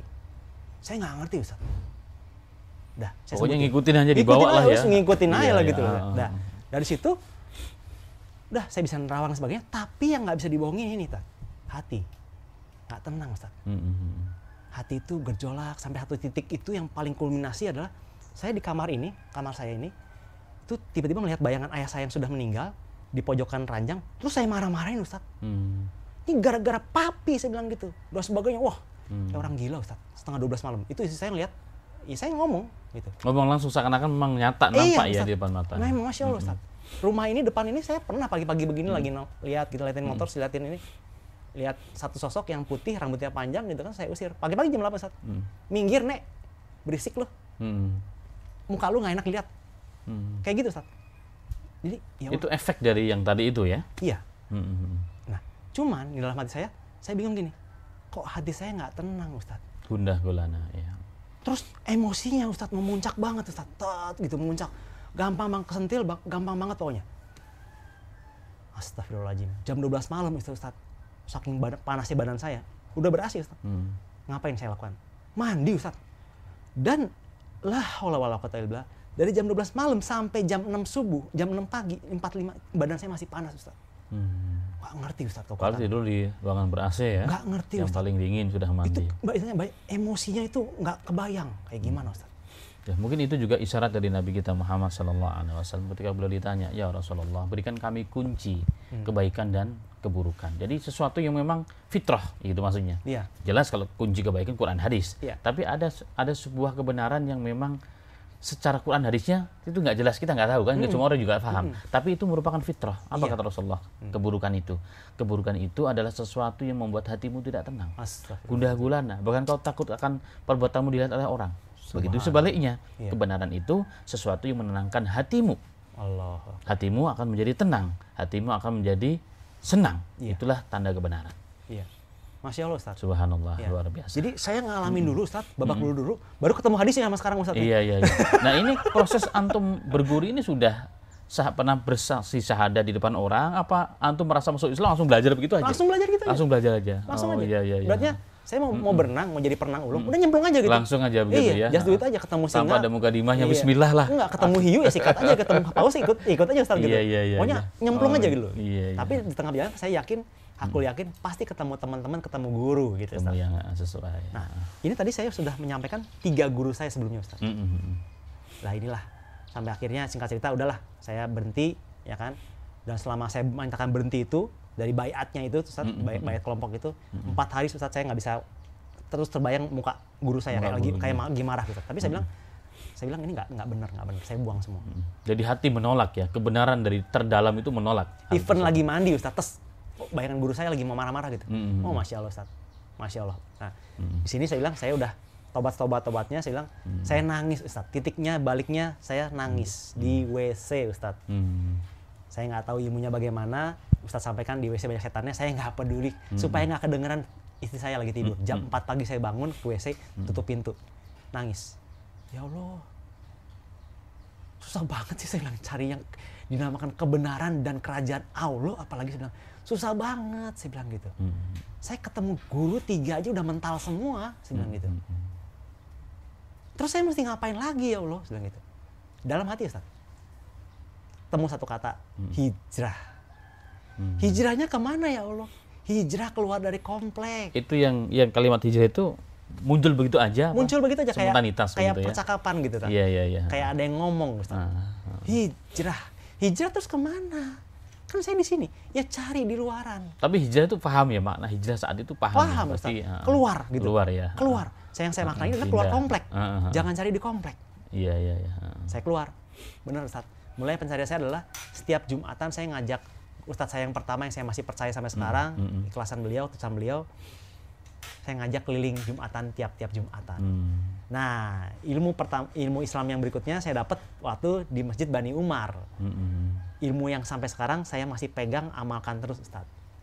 Ini amalun bin niyat. Innamal a'malu bin niyat. Masya Allah Ustadz. Bagaimana seorang itu disampaikan di khotbah itu, mencari dunia engkau akan ketemu dunia. Mencari harta, engkau akan ketemu harta. Mencari wanita, engkau akan ketemu wanita. Tapi engkau mencari Allah, engkau akan menemukan segala-galanya. Klop nggak Ustaz sama Alkitab tadi? Carilah dahulu kerajaan Allah dan kebenarannya. Maka semuanya akan ditambahkan kepadamu. Klop banget Ustaz. Berarti carinya dari niatnya dulu. Masya Allah Ustaz. Nah, lanjut ceritanya. Nah, titik serunya sini. Saya curhat lagi dong sama Pak Ustadz saya yang pertama. Pak Bagiman. Ini beginilah Ustadz saya, ini saya ceritain semua lah. Ternyata begini, begitu dan sebagainya. Wah, nggak bener sih bilang gitu. Ya akhirnya singkat cerita, kejadianlah di musola saya ini. Saya punya sepeda gitu, diutangin sama tetangga saya karena kasihan mas saya nggak punya uang gitu kan, nggak punya kegiatan, utangin sepeda balap, sepeda lipat Ustadz. Nyicilnya kapan? Terserah kamu lah katanya. Saya nggak ngerti bahwa itu sedikitnya sedekah Ustaz. Kamu punya duit berapa? Sekian. Udah sekian aja gitu. Tapi akhirnya saya lunasin juga. Singkat cerita, saya lagi semangat subuhan Ustaz. Saya nanya sama Ustaz saya tersebut, Pak Bagiman, saya ini seorang Katolik dulunya, seorang Buddha juga. Yang mana ritualnya paling seminggu sekali doang Ustaz. Ke gereja seminggu sekali, itu pun masuk gereja kiri kanan lihat ya maaf cerita Ustaz yang bukan muhrimnya, yang kalau bisa rok mini saya tempel, saya kenalan kayak gitu Ustaz. Motivasinya salah gitu. Di Buddha saya udah mulai benerin tapi ya masih belum nancep juga. Terus di Islam Pak Ustaz saya bilang gitu. Kenapa mesti 5 kali sholat sih saya bilang gitu. Jelasin lah, saya mau udah berkecamuk bilang, oke. Jadi itu pertanyaan bukan ngetes ya, memang pertanyaan untuk mencari tahu ya. Memang bertanya Ustaz, kenapa sih gitu loh? Ya. Kok berat banget bro, saya bilang gitu. Ini berarti masih gitu, bro berat banget buat gue tuh seminggu sekali aja gue pegawai ngantuk gitu kan berarti kan. Ini berat banget nih Tat, saya bilang gitu. Jelaskan nggak tahu apa, saya lupa. Intinya saya tanya gini, oke deh, saya orang nekat, saya orang gendeng, saya cari sholat mana yang paling berat. Kira-kira dijawabnya apa Ustaz? Sholat subuh. Oh gitu? Yakin? Saya dari sejak zaman SMA senang bangun subuh Ustaz. Belajar tuh subuh, malam saya tidur. Nonton TV dulu, tidur, subuhan belajar kebut semalam, kebut subuhan. Belajar subuh, bikin contekan lah subuhan semua gitu. Kelakuan saya dulu. Nah, oke, jadi Ustaz bilang gitu. Mulai besok ya, lihat. Wah itu subuhan di sini musola ini cuma 3 orang Ustaz. Saya, Pak Bagiman sama Pak Haji Hilmi. Masih ada orangnya beliau. Itu balapan terus dan saya nggak pernah mau dikalahkan Ustaz. Datang duluan jam 3, Pak Bagiman datang 3:30, jam 4. Kalah Bapak, sudah gitu. Kayak gitu-gitu Ustaz. Bersaing dalam hal kebaikan ya. Fastabiqul khairat. Masya Allah, saya nggak tahu. Pokoknya gitu aja. Nah, di perjalanan itu Ustaz, mengejar subuhan itu, ya ada yang kurang dan sebagainya. Saya merasa kurang. Akhirnya satu subuhan setelah saya tadi keliling-keliling masjid tiap Jumatan Ustaz, subuhan itu saya keluar kan. Keluar karena sepeda saya nyaris hilang waktu itu, terus saya bilang, wah maki-maki orang sebagainya, sepeda saya ketemu lagi, terus ketemu malingnya juga. Intinya saya bilang, orang lagi sholat subuh sepeda saya malah lagi semangat-semangatnya ya. Curi ini kepiye. Ujian yang besar ya. Masya Allah ini Ustaz. Ujian berat luar biasa. Iya, dan sepeda saya udah tahu ini musola saya nggak aman karena bentengnya terbuka dan saya parkirnya tuh di terasnya di samping jendela. Saat itu nih maaf, ini ada satu hal yang bagus juga. Dalam kondisi antum lagi bersemangat sholat subuh, ingin membuktikan ya kepada guru antum tentunya dalam hal ini karena Allah pastinya. Saat itu ketika antum punya kendaraan sebuah sepeda ke masjid yang digunakan untuk ke sana, hilang, apa yang ada di benak antum? Apakah ini langsung antum menjas ini adalah bagian dari memang real kehidupan orang Islam, atau mungkin antum merasakan hati paling dalam ini adalah ujian? Cakep banget Ustaz. Yang pertama terlintas dalam benak saya adalah gini. Ini saya lagi semangat subuhan, menegakkan kebaikan kan, dan ini tingkat paling tinggi kan. Terus saat saya lagi fokus beribadah sholat subuh, kok ada yang masih maksiat Ustaz ya, maksudnya bermaksiat mencuri barang yang sedang sholat. Saya marahnya di situ Ustaz. Wah ini mesti diberantas, saya bilang gitu, orang kayak gini menghambat orang tadinya mau ke musola, takut sepedanya hilang, takut sendalnya hilang, jadi nggak mau ke musola, nggak mau ke masjid. Sesimpel itu Ustaz. Kebencian saya di situ. Loh ini saya lagi berbuat kebaikan, wah saya loncat, saya kejar Ustaz. Alhamdulillah dikasih, saya megang golok, waktu itu goloknya memang buat nebas rumput sih, bukan nebas leher orang. Saya bilang saya tebas ini orang. 3 orang Ustaz. Saya masih penyekatan rawang itu, saya terawang 3 orang pelakunya. Dan benar. Gitu. Nggak ketangkep, tapi besoknya udah kapok, masuk lagi. Saya bilang, saya ancam ke orang kampung, masuk, lehernya habis. Saya bilang gitu. Yang jadi pelampiasan sampai keluar kompleks, sempat dikejar ya? Sempat, sepedanya dapat, orangnya nggak dapat. Iya. Saya terawang 3 orang nih. Bener gitu.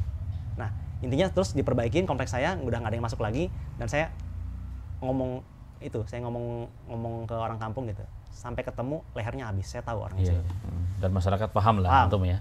Tapi tadi satu pertanyaan yang luar biasa, betul memang bahwa itu suatu hal kemungkaran yang harus dibasmi. Tapi adakah terdetik dalam hati antum bahwa ini ujian? Nggak ada Ustaz. Belum ada ya? Nggak ada. Nggak kepikiran. Nggak kepikiran Ustaz. Cuman keselnya gitu aja. Lagi orang berbuat baik, terus ada yang iseng, dia itu di semak-semak, dia nyumput gitu Ustaz. Semaknya semak tinggi, besoknya saya mau tebas pakai golok saya itu, saya simpen di kamarnya Pak Bagiman gitu, kamar marbot, buat nebas rumput. Belum sempat nebas, ini orang sembunyi, orang berbuat baik malah dijolimin gitu Ustaz. Kesel saya itu. Iya. Nah setelah itu tetap istiqomah nggak ke masjid? Alhamdulillah. Istiqomah ya. Istiqomah. Dengan sepeda itu berarti kan sudah balik lagi? Iya sudah. Iya. Makin istiqomah. Nah titik baliknya, ya kan? Udah, jadi ujiannya lulus nih itu kayaknya. Alhamdulillah Ustaz. Cepat sama lulus ya. Nah, ada cerita lagi di situ. Saat saya emosi, saya luapkan, saya tebas pohon pisang yang bertebaran liar itu 99 pohon pisang Ustaz. Jumlahnya 99 Ustaz, saya nggak tahu kenapa. 99. Asmaul Husna ya, ternyata ya. Nggak ngerti Ustaz kekuatan dari mana Ustaz, saking emosinya. Ini gara-gara penduduk kampung ini main masuk-masuk ke komplek, segala macam caci maki Ustaz. Sikat 90 pohon pisang. Dan nggak takut dengan siapapun yang ngomong ya. Nggak takut. Ada saksi matanya, laporan lah, klaim lah, urusan lah saya dan sebagainya. Singkat cerita beres, saya mikir lagi, berarti ada nggak beres lagi nih, mesti ngapain lagi saya? Hijrah, cari keluar. Subuhan saya keluar Ustaz, ke Anggrek Loka. Anggrek Loka, ya kompleknya Ustaz, ternyata saya di situ pakai, saya ingat sih pakai celana pendek, celana panjang, apa sarung nih saya lupa Ustaz. Terus pakai baju meja, terus pakai celana panjang sama peci hitam. Nah, habis sholat subuh, nggak tahu Ustaz, cara subuhnya nggak tahu gimana juga, bener apa nggak tahu, udah jengkang-jengking aja gitu Ustaz. Ikutin aja, udah. Saya nanya dong, habis beres itu saya nanya ke yang marbotnya yang tangannya nggak ada Ustaz, mohon maaf dulu yang, ya itu yang jualan di pasar itu. Saya masih ingat, orangnya masih ingat sama Pak saya. Mukhlis, saya tanya, Pak, mohon maaf, saya baru masuk Islam, pengen belajar Islam. Bukan marbot sebenarnya beliau. Bukan marbot ya? Bukan jemaah situ. Iya, tapi saya pikir waktu itu marbot nih mungkin aktif gitu. Iya, aktif. Pak, mohon maaf, orangnya lemes banget Ustaz. Saya baru masuk Islam, pengen belajar Islam. Oh ya, habis ini belajar. Seneng banget Ustaz. Itu kayak dapat hadiah 1 miliar gitu depan muka saya Ustaz. Ini saya cari mungkin, saya bilang gitu. Belajar tuh subuhan, bro, saya bilang gitu. Bukan siang-siang, bukan malam-malam, saya bilang gitu. Gitu kan. Seneng banget Ustaz. Dari situ saya ketemu Ustaz, ketemu jamaah, ketemu para santri. Bajunya putih semua. Satu hal lagi, titik poinnya adalah di mana saya benar-benar yakin bahwa itu kebenaran. Saya nggak kenal siapapun. Ada seorang santri baju putih, pakai sorban, tahu-tahu datang ke saya pas mau sholat gitu kan. Dia mengusapkan minyak wangi Ustaz. Minyak wangi. La haula wala quwata illa billah. Itu saya kayak mau nangis Ustaz. Cuman perhatian sekecil itu Ustaz. Nggak kenal, tapi berani memperhatikan orang. Mungkin sekarang bahasanya ikromul muslimin Ustaz ya. Memuliakan orang ya. Ya Allah. Sekarang beliau jadi Ustaz saya tiap pagi Ustaz. Subhanallah. Muridnya Ustaz juga.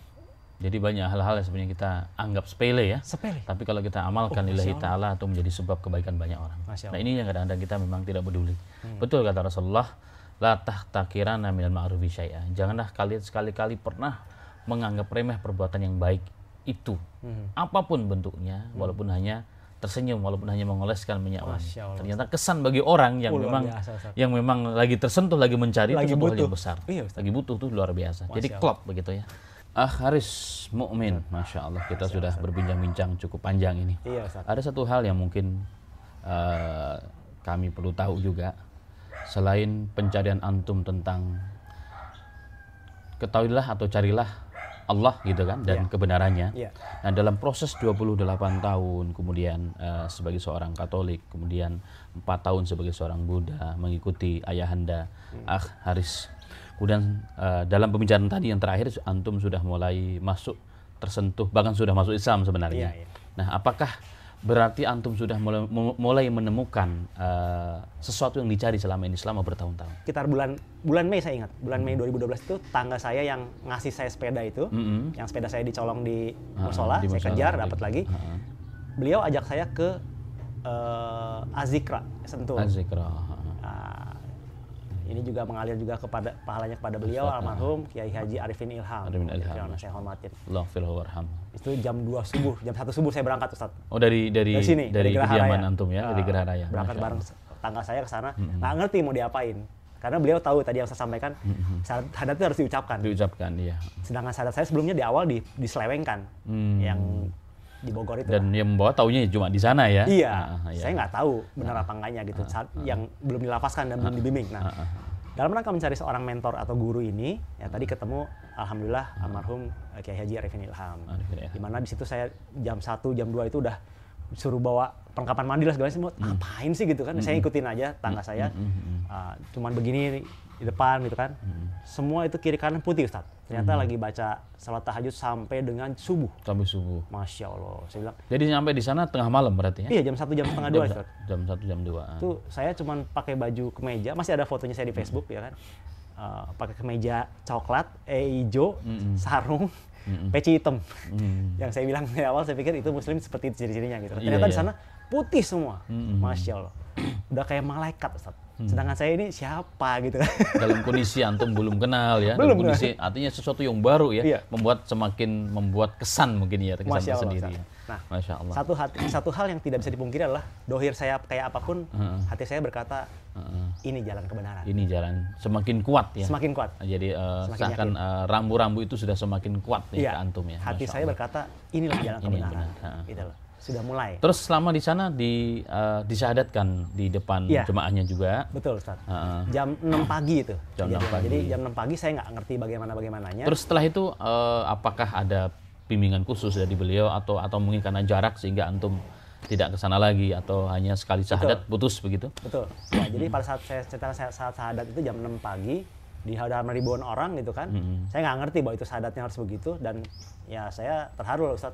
Saya berdiri di samping beliau dengan suara serak-serak basahnya gitu kan. Membimbing antum ya. Sebutkan lafazkan sesuai dengan saya ucapkan gitu kan. Asyhadu alla ilaha illallah gitu kan suara beliau gitu kan. Wah, apa gitu.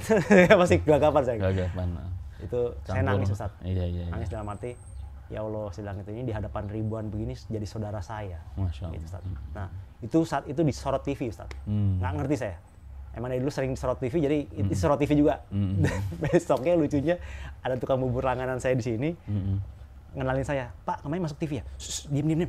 Jangan bilang-bilang yang lain. Gitu. Oh, pada saat persyaratan tadi itu ya? Iya, ada yang menyaksikan di TV. Besoknya saya belanja bubur ayam. Lagi live mungkin. Iya, gitu kan. Pak, kemarin masuk TV ya?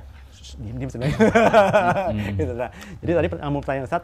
Nah, dari sana Ustaz, saya merasakan kerinduan untuk belajar, sangat rindu. Saya diberikan satu Al-Quran oleh beliau, ya kan. Terus juga saya sengaja sebelum syahadat itu saya lihat putih-putih, saya lari ke pasar dulu, Ustaz, menyesuaikan, beli baju dulu putih-putih, supaya nggak aneh gitu kan. Disyahadatkan. Nah, saya pengen belajar, saya ngomong sama beliau, Ustaz, saya pengen belajar. Saya, Ustaz Arifin Ilham. Ya, Ustaz, waktu itu saya mualaf ke 537, Ustaz. Yang dimualaf oleh beliau datanya lengkap sekali. Saya bilang saya pengen belajar, tapi satu jaraknya jauh, saya juga nggak ada kerjaan, gitu kan. Ya Saya lihat tapi kondisinya kayaknya nggak memungkinkan gitu. Saya tanya orang-orang dekatnya, nggak mungkin, beliau sibuk dan sebagainya gitu kan. Sudah saya mundur, sedikit patah arang. Lalu dalam proses pencarian, saya sudah, memang saya tadi sampaikan kan, saya belajar internet, properti, bisnis. Internet saya kuasain, saya cari, googling, pesantren di Indonesia. Yang keluar, alhamdulillah, pesantren ini, pesantren itu yang terkenal semua, dan semua berbayar, Ustaz. Masya Allah. 15 juta, 20 juta, 30 juta. Sedangkan uang saya saat itu ya cuma pas-pasan, Ustaz. Gitu kan. Untuk nyambung hidup aja ya? Iya, saya bilang, usaha aja saya belum punya, Ustaz, gitu loh. Besok hidup apa enggak, masa depan saya masih panjang dan saya nggak tahu, bingung. Dalam setiap kegagalan itu saya berdoa sama Allah, ya kan? Ya akhirnya ya tadi itu mungkin beberapa kejadian saya akhirnya Allah dijumpakan oleh di Anggrek Lokal, kita berjumpa. Terus saya juga belum tahu saat itu kita berjumpa itu apakah ini benar apa enggak, cuma saya tahu ini kayaknya ya memang udah mulai. Dan saya nggak tahu bahwa jamaah itu jamaah santri yang dari pondok terus jalan kaki ke masjid itu, Ustaz. Saya nggak tahu. Gitu. Ya mengarahkan ke sana atau panggilan hati apa? Panggilan hati. Karena yang saya bilang tadi sebelumnya saya kan keliling Jumat ke Jumat gitu kan, kemana-mana. Satunya saya itu pas pagi itu subuh itu keluar berangkat gitu. Subuhan di sana. Gitu, Ustaz. Seperti itu, Ustaz. Jadi ya proses pencarian satu itu ya itu pun saat itu saya nggak tahu bahwa itu santri dan itu orang Ustadz Kiai pondok gitu kan. Setelah seminggu baru saya ngobrol sama salah satu santri Ustadz, ya kan, Ustadz Rozi. Baru beliau cerita, ini pondok. Oh iya pondok, baru seminggu dua saya merapat ke pondok. Padahal setiap pagi kan saya Ustadz paham, saya merapat selalu kajian Ustadz. Satu Anisa, dua Anisa dan sebagainya itu saya sangat, di situ saya mulai terenyuh Ustadz, dan semakin yakin bahwa inilah jalan kebenaran yang selama ini saya cari. Yang saya cari, menurut pendapat saya sebagai saya mohon maaf Ustadz, saya lawyer juga gitu kan, entrepreneur juga. Saya orangnya detail. Ngukur sesuatu itu detail, baru saya laksanakan. Nah, hukum yang saya belum pernah dapatkan selama hidup dan selama saya belajar hukum apapun itu, hukum agama yang lain pun, yaitu Anisa, surat Anisa kan Ustaz ya. Bagaimana seorang istri terhadap suami. Masya Allah Ustaz. Iya. Dan berapa ayat Ustaz itu Anisa? Berapa ayat? Iya, waktu itu udah hampir selesai. Ya? Ratusan. Saya bilang, satu demi satu itu menancap di benak saya, dan saya bisa mengaplikasikan di kehidupan saya, dan mana hidup saya jadi berubah Ustaz. Yang tadinya misalnya istri saya berani ngelawan, saya bilang, saya bukain Al-Quran, saya bacain gitu kan, berani, nuzus ya Teh? Iya, nuzus. Ya. Dan istri memang support ya, artinya apa yang antum lakukan dan alhamdulillah, support ya. Jadi sebetulnya berarti semakin menemukan apa yang antum cari, jadi pencarian yang bertahun-tahun ya, semakin diperkuat ketika antum sudah mulai membuka diri untuk belajar mendalami Islam. Betul. Itu walaupun dalam halaqah ya, masukkan gelas. Masya Allah, luar biasa. Dan antum menemukan bahwa Islam lah ajaran yang detail. Yang detail tentunya yang mencakup seluruh urusan agama, namanya syumul, universal. Dan itu menjadi salah satu keutamaan, keistimewaan Islam yang tidak ada dalam ajaran manapun. Masya Allah. Subhanallah. Jangan urusan yang besar, istri dan suami kan urusan besar. Urusan sendal aja. Iya Ustaz. Ada petunjuknya di kiri kanan gitu. Masuk keluar rumah ada petunjuknya ya kan. Masuk keluar masuk rumah, masuk WC, pakai baju, semua tidur, semua ada aturan. Itulah keindahan Islam. Makanya betul Islam itu adalah ajaran yang universal, syumul, yang mencakup seluruh urusan manusia. Dari ujung rambut sampai ujung kaki, dari masuk Baitul Khala sampai Masjid Haram. Dari tidur sampai tidur kembali, semua ada aturan dalam agama. Dan inilah yang membedakan seluruh yang dilakukan oleh orang-orang Islam itu akan berubah menjadi suatu ibadah yang berpahala. Asal mengikuti tuntunan dari itu, ya kan? Dan luar biasa. Dan bukan hanya universal saja, tetapi Islam itu juga relevan. Artinya sesuai sepanjang zaman dan tempat dimanapun. Islam cocok untuk orang Arab, Islam cocok untuk orang Melayu, Indonesia, orang Asia Tenggara, Islam juga cocok untuk orang Eropa, cocok untuk orang Amerika dan seterusnya. Dimanapun dan kapanpun. Dan yang terakhir, Islam itu merupakan ajaran yang paripurna, yang tamam. Makanya Allah mengatakan, al-yauma akmaltu lakum dinakum wa atmamtu 'alaikum ni'mati wa raditu lakum Islam madinah. Pada hari ini kusempurnakan agama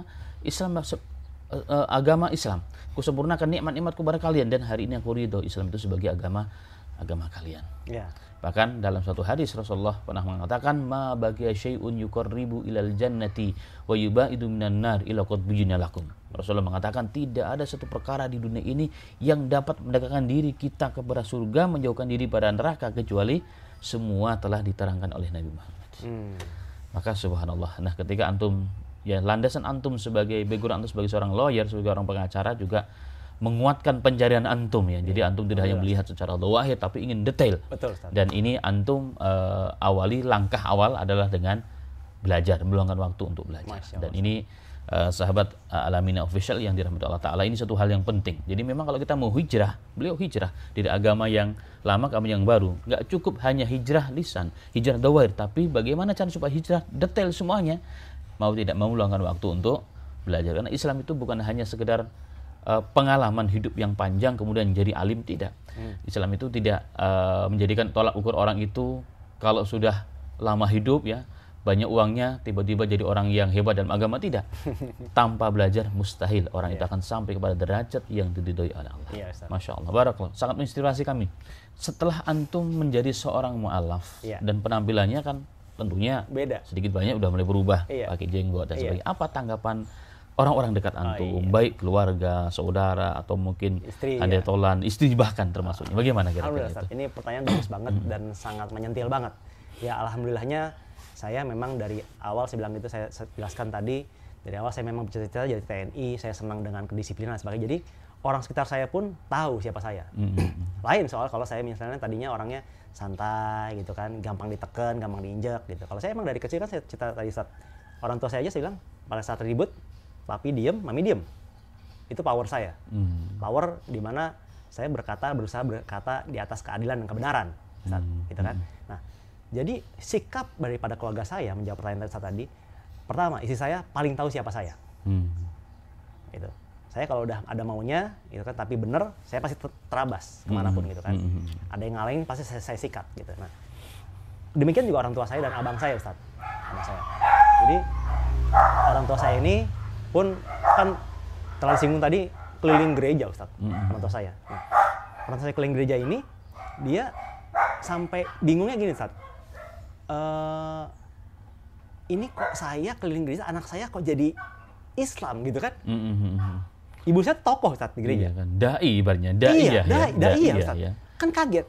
Bagaimana muka ibu saya, tadinya saya sering di gereja, sering bantuin dia, tetap berubah. Gitu kan? Dan saya nggak peduli, Ustaz. Misalnya, saya merasakan kebenaran ini, saya yang paham. Dan saya punya panduannya di Al-Quran, hadis dan sebagainya, dan saya punya ustadznya gitu kan, punya dalilnya. Nah, jadi keluarga saya itu, Ustaz, pelan-pelan, nah Masya Allah, ya ini cerita nyata ya. Ibu saya nggak pernah ke rumah saya, atau ke rumah saya yang ya sederhana inilah dibanding rumah abang saya dan kakak saya, lain saya sederhana. Nginep ke sini, boleh saya ceritakan, Ustaz ya? Boleh. Besok paginya, tau-taunya di depan pintu saya, kamar saya ada tanda salib dong, pakai air putih. Ustaz pernah tahu ceritanya itu kan? Ya, tanda salib putih. Ya saya langsung cerita ke Ustaz, saya tanya ke Ustaz. Besok paginya kan saya tiap pagi merapat ke pondok. Ustaz, ada tanda salib, saya sampaikan baca Al-Baqarah, Ustaz ya. Ayat 255, ayat kursi kan. Saya nggak bisa bahasa Arabnya, Ustaz. Ya udah bahasa Indonesianya aja. Kalau nggak bismillah aja. Udah saya dengan iman yakin aja. Iman, ilmu saya dari Ustaz, ya saya amalkan. Bismillahirrahmanirrahim. Selesai semua, saya kembalikan kepada Allah. La ilaha illallah. Sudah. Selesai. Gitu loh. Itu dari orang tua saya. Jadi intinya orang tua memang sangat terpukul ya, Ustaz. Sehingga beliau ya dengan sebagai orang tua dan sebagai daiyah tentunya dalam ajarannya ingin menjaga antum supaya tidak sesat menurutnya, begitu untuk membalikan lagi, Ustaz, gitu loh. Untuk mengembalikan berusaha kepada itu 3 tahun 4 tahun pertama, Ustaz. Itu ibu saya. Tapi sekarang sih udah fine lah, berkat bimbingan Ustaz juga. Sampaikan udah jangan mendebat dan sebagainya, udah dengan akhlak aja, Ustaz, gitu ya. Ya, saya santai aja. Saya tunjukkan akhlak saya baik, saya makin perhatikan ibu saya. Yang kedua dari abang saya, lagi nyetir driving ke Bandung, kita mau ke orang tua kita, ya kan. Saya itu full dress ya, Ustaz. Saya kayak gini kan sekarang Ustaz udah paham saya bagaimana. Dulu kan saya full dress gitu loh. Komis kayak Ustaz, hitam, peci hitam ya kan, cincin hitam, kalung hitam. Jadi emang udah orang nekat lah gitu. Yang lain pada putih, saya hitam aja gitu. Nah, bayangkan Ustaz, seorang abang saya modelnya tampilan kayak gimana gitu kan. Nah, pakainya mobil mewah, terus adiknya sebelahnya begini gitu loh modelnya. Yang lebih gilanya, Ustaz, saya dibawa ke Senen City Mall, saya bajunya begitu. Lempeng aja gitu. Ya saya bilang, iman saya emang ngapain pikirin gitu loh. Iya. Dan orang pada ngeliatin. Ke WC pun saya biasa aja gitu, Ustaz. Jadi memang sebenarnya kadang-kadang dalam Islam perlu dalam tanda kutip dablek ya. Artinya dablek itu sebagai bentuk komitmen kita pada apa yang kita yakini. Betul. Jadi tidak terpengaruh dengan kanan kiri kita. Ini luar biasa. Inilah kita perlu di zaman yang seperti ini yang penuh fitnah yang luar biasa ya, untuk memang menjadi muslim yang dablek dalam tanda kutip dablek karena berpegang teguh pada prinsip. Iya. Bukan double karena bodoh karena ngabur, bukan, tapi berpegang teguh pada prinsip yang kita yakini. Iya. Nah, kalau tidak begitu ya kita akan terombang-ambing dengan Ustaz. kondisi yang ada sekarang, apalagi kondisinya seperti ini. Iya.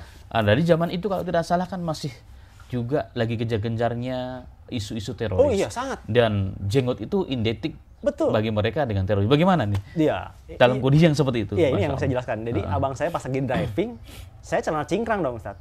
Celana cingkrang pakai gomis hitam. Peci hitam kan udah. Abang saya udah cenat-cenat ya.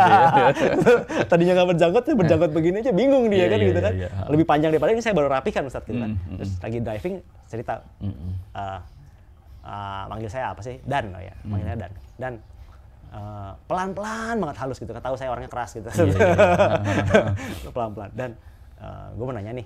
Itu pun deg-degan mungkin nanyanya kali Iya ya. mungkin diatur, maksudnya diatur banget istilah saya. Kalau Iya, kata itu iya. ketawa. Gitu kan. Kenapa sih di Indonesia banyak yang kalau udah kayak antum ini dohirnya gitu kan, panggilnya Ustadz. Saya jawab langsung, Mas, saya panggilnya Mas kan. Mohon maaf saya bilang gitu. Saya baru belajar Ustadz. Jadi Ustadz ya itu apa? Berusaha taat. Ustadz itu singkatan. Ustadz, usaha taat. Bilang gitu kan. Taat sama apa? Taat sama sunnah gitu loh. Iya, taat iya, sama yang Ustadz saya ajarkan. Kasihan Ustadz saya belajar 15 tahun di Pakistan. Di sana berjuang benar-benar nggak pulang ke Indonesia Ustadz ya. Nah, terus saya bilang, saya di sini enak-enakan cuma tinggal nyerap ilmunya Ustadz, terus saya masih petantang-tenteng gitu, mengabaikan. Oh, saya bilang yang rugi saya. Nah, jadi saya berusaha taat dengan apa yang Ustadz saya ajarkan. Samina wa ta'ona Ustadz ya. Nah, itu. Samina wa ta'ona Ustadz yang menjelaskan. Iya, nah, iya. itu kan taat pada tuntunan. Nah, terus Ustadz juga sampaikan kan, sunnah itu bagaikan memegang bara api. Ya sudah. Saat itu zaman itu tahun berapa tuh? Kita tahun 2012 itu, 2012. Masya Allah, belum ada di Geraha Raya ini, nggak ada selain Ustadz Amin itu nggak ada. Yang dohirnya kayak begini dulu Ustadz putih ya, Ustadz, putih dan nggak seperti inilah yang biasa itu. Itu, Masya Allah, gitu. Ya saya berusaha duplikasi aja. Kenapa? Guru saya sebelumnya mengatakan duplikasi, role model. Ya sudah, aplikasi aja gitu. Nah. Itu saya sampaikan abang saya, oke? Jelas? Oh iya gitu. Tapi kenapa banyak orang? Ya itu mau orang lain biarin aja senang dipanggil Ustadz. Saya sih nggak seneng sedang gitu. Iya. Saya bukan Ustadz, berusaha taat saya. Oke? Nah, ketawa dia kan. Dan dengan zaman tersebut Kena. masuk ya, Masuk kena, dong, ya. masuk. Nah, misalkan Jadi pakai sebagai logika. bentuk ketaatan kepada agama. Iya, tapi kepada memang banyak ajaran. orang memanfaatkan keustatannya. Iya, gitu. betul. Ya, betul. oke. Masya Allah. Satu. Poin kedua, janggut dong Ustadz. Janggut. Terus kenapa sih pakai janggut? Nah, gitu kan. Saya bilang gini. Kata abang saya, emang menurut pemahaman Mas gimana?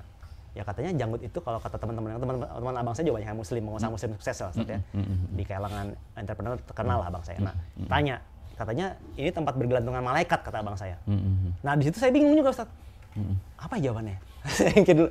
Saya jawabnya kayak tadi Ustaz. Kalau pokoknya saya duplikasi apa yang Ustaz saya dohirnya kayak gimana, ya akhlaknya bagaimana, apa yang disampaikannya, cara bicaranya, saya model semua Mas. Udah gitu aja. Oh gitu ya, udah. Tapi nggak ada yang malaikat itu. Nggak tahu, walau saya belum tahu selain itu. Kayak gitu, Ustaz. Iya. Itu tanggapan dari keluarga saya. Kalau istri saya tadi udah saya sampaikan manut aja, dan alhamdulillah istri saya tiap kali saya puasa full Ramadan nggak pernah bolong juga, beliau dampingi saya. Oh, Masya Allah. Iya, barakallah. Iya, memang janggut atau jenggot itu memang sunnah Rasulullah. Jadi sunnah itu kalau di Indonesia kan sunnah itu artinya diamalkan berpahala, nggak apa-apa. Tapi kalau sunnah dalam arti jenggot ini sesungguhnya ya sunnah itu beginilah Rasulullah, maka kita sebagai umatnya ya mengikuti apa adanya Rasulullah. Iya. Kan begitu. Iya, Ustaz. Walaupun jenggotnya nggak harus panjang kepada Rasulullah karena Iya. dia orang Arab, kita kan Iya. orang Melayu. Iya. Kita ikutin saja. Ternyata manfaatnya luar biasa. Iya. Ya, adapun masalah yang tadi disebutkan bahwa ada malaikatnya, memang sering saya dengar juga riwayatnya, tapi wallahu a'lam bishawab tentang sahihannya ya. Yang jelas memelihara jenggot itu sendiri adalah merupakan ciri khas dari sunnah Nabi Muhammad SAW, dan seluruh Nabi juga berjenggot, seluruh sahabat juga berjenggot, para imam juga berjenggot, ulama-ulama besar kibar dahulu semua berjenggot, sehingga semakin jenggotnya bagus, panjang, tidak semakin bodoh, tapi dia justru semakin pintar. Kenapa? Karena dia telah beristislam, menyerahkan diri dan jiwanya untuk Islam dan mengikuti yang membawa agama itu, yaitu Nabi kita Muhammad SAW. Ini sunnah Rasulullah. Dimanapun kita tidur kita dapat pahala, makan kita dapat pahala jenggot. Nggak ada amalan yang begitu mudah ya. Iya, kan? Kita kemanapun kita pergi dapat pahala. 24 jam pahala terus bercucuran kepada kita. Iya. Kenapa pelihara jenggot? Yang penting niat melihara jenggot itu bukan karena fashion. Bukan. Bukan karena si fulan berjenggot artis fulan kita ikut, bukan, karena mengikuti sunnah Nabi kita Muhammad SAW. Tidak ada imam-imam dahulu yang nggak berjenggot, nggak ada. Karena ciri juga merupakan ciri laki-laki. Betul. Menarik sekali, masya Allah. Tapi akhirnya dengan jawaban itu Mas Antum itu menerima ya. Menerima. Dan tetapi dengan berjalannya waktu sampai hari ini, dan Antum juga masya Allah, saya lihat semangat memperdalam ilmu-ilmu agama, ya, khusus ilmu yang membidangi sesuai dengan bidang Antum sebagai seorang businessman. Itu juga apa tanggapan mereka dengan perubahan yang terus terjadi, semakin angkat topik ke Antum atau bagaimana, atau sering nyindir dan sebagainya? Alhamdulillah. Gimana itu? Ini sangat menarik sekali. Ini masuknya ke segmen ini, fikih muamalah mungkin ya, udah mulai masuk ya. Jadi saya sampaikan ya alhamdulillah, barakallah Ustaz. Jadi semua ilmu yang saya bilang, saya sudah beriman hanya kepada Allah, ya kan. Saya hanya punya ilmu dapatnya dari Ustadz Amin dan para jajaran Ustadz dan santrinya di Pesantren Al-Miniyah, terus saya amalkan. Nah, ini poinnya Ustadz. Jadi ada satu poin, titik poin di antara iman, ilmu, amal ini Ustadz. Begitu saya amalkan, itu terjadi apa yang disampaikan menurut dalil Al-Quran dan Al-Hadisnya, itu akan semakin memperkuat iman saya Ustadz. Terus begitu. Jadi banyak dalil-dalilnya. Saya cuman dengar, ya saya kosongkan gelas, saya dengar, saya amalkan. Saya dengar, saya amalkan. Kalau kata guru mentor dunia saya adalah action. So much people in this world cuman no action talk only, Ustaz. Ya, nggak ada actionnya gitu loh, cuman ngomong aja. Dan itu saya benci banget dari dulu. Gitu. Nah, ini apa nih kira-kira? Satu contoh biar semakin memberikan inspirasi kepada teman-teman. Banyak contoh, sudah terlalu banyak contoh saya sampaikan. Yang satu-satunya adalah misalnya nih. Yang terkait dengan apa? Antum sebagai seorang pengusaha ya begitu ya? Dengan pengusaha, dengan pengusaha. Contohnya yang saya sampaikan, misalnya nih tentang muamalah, berdagang. Jujur. Iya, jujur, betul. Poinnya jujur. Itu dari awal saya berusaha menerapkan itu. Apapun hukumnya, fikih muamalah panjang, sekarang saya udah pelajari berbab-bab, berjilid-jilid, satunya daripada Ustadz Erwandi Tarmizi dalam bukunya Namatul Salaman, Harta Haram Muamalat Kontemporer. Itu saya dulu nggak kenal itu Ustadz. Cuma satu doang modalnya. Rasulullah dulu kan jujur Ustadz. Bawa satu kambing ke pasar, pulang-pulang bawa 2 kambing. Kan nggak masuk akal. Orang pas saat jualannya jujur banget beliau. Beli 100, ini saya dimodalin, ya kan? Kan begitu tanya orang, berapa harganya? Saya dimodalin orang, ya kan? Harganya ini 100 dinar. Kok jujur amat antum? Ali bin Abi Thalib. Iya, gitu saja. Ali bin Abi Thalib ya, cerita itu. Nah, saya detailnya kurang paham, tapi inti-intinya. Nah, terus entah gimana Ustaz, ya terus pokoknya intinya adalah akhirnya dia karena saking jujurnya orang hargai dia lebih Ustaz. Barokah ya. Cerita ini sangat memotivasi dan saya praktekkan hingga sekarang. Luar biasa Ustadz, Masya Allah. Masya Allah, betul. Bukan cuma 2 jempol sahabat. Barokah ya. Iya, Masya Allah, 4 jempol kalau bisa. Dan ini bukti sabda Rasulullah bahwa as-sidqu yahdi ilal bir. Jujur, berkata benar, itu membawa kepada, menghantarkan orang kepada kebaikan. Jadi kebaikan menjadi banyak. Di antara kebaikan kan barokah. Dan ending daripada kejujuran itu yang membawa kepada kebaikan, apa kata Rasulullah? Wal biru yahdi ilal jannah, membawa orang kepada surga. Itu betul, luar biasa. Dan kebalikan kata Rasulullah, al-kadzibu, orang berbuat bohong itu ternyata apa? Efeknya yahdi ilal fujur, menjadi orang itu jahat. Astagfirullahaladzim. Jadi orang yang jahat-jahat itu, orang yang suka nipu orang itu, yang gelap mata, itu di awal dia ada kebohongan, tidak jujur dia dalam perkataan. Makanya antum sudah merasakan bagaimana kejujuran yang antum terapkan dalam bisnis antum ternyata membuahkan hasil yang luar biasa. Albir, kebaikan apa? Banyak. Tambah teman pastinya ya kan? Tambah hartanya sudah pasti ya. Kita semakin yakin yang paling penting kepada Islam dan ajaran Rasulullah. Itu adalah kebaikan yang luar biasa. Subhanallah.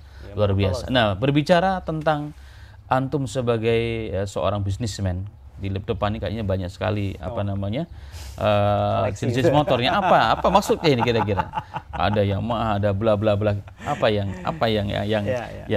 tersirat daripada gambar ini? Ya, ini jadi berangkat miniatur ini ya. Iya, betul Ustaz. Ini nyambung ke ceritanya sebetulnya. Sebelum masuk ke sini kita kembali lagi ke cerita tadi, biar nyambung semua. Setelah saya mualaf, ya kan, itu saya terseok-seok Ustaz. Terseok-seok, nggak ada penghasilan. Gitu. Dan itu merupakan ujian tersendiri ya. Oh iya. Allah ingin menguji antum ini Betul. sungguh-sungguh nggak sih? Betul. Bener nggak sih gitu Betul. ya dalam Islamnya? Rezeki Masya Allah. saya makin seret, Ustaz. Makin syarat. Tapi saya yakin dan percaya iman, ilmu, amal. Ilmu saya masih berantakan, Ustaz. Saya wajib memperbaiki ilmu saya dulu. Kenapa? Saya yakin yang saya bilang tadi dari sebelumnya saya bilang kan, jangan salah kaprah. Mohon maaf lahir batin. Mohon maaf batin lahir.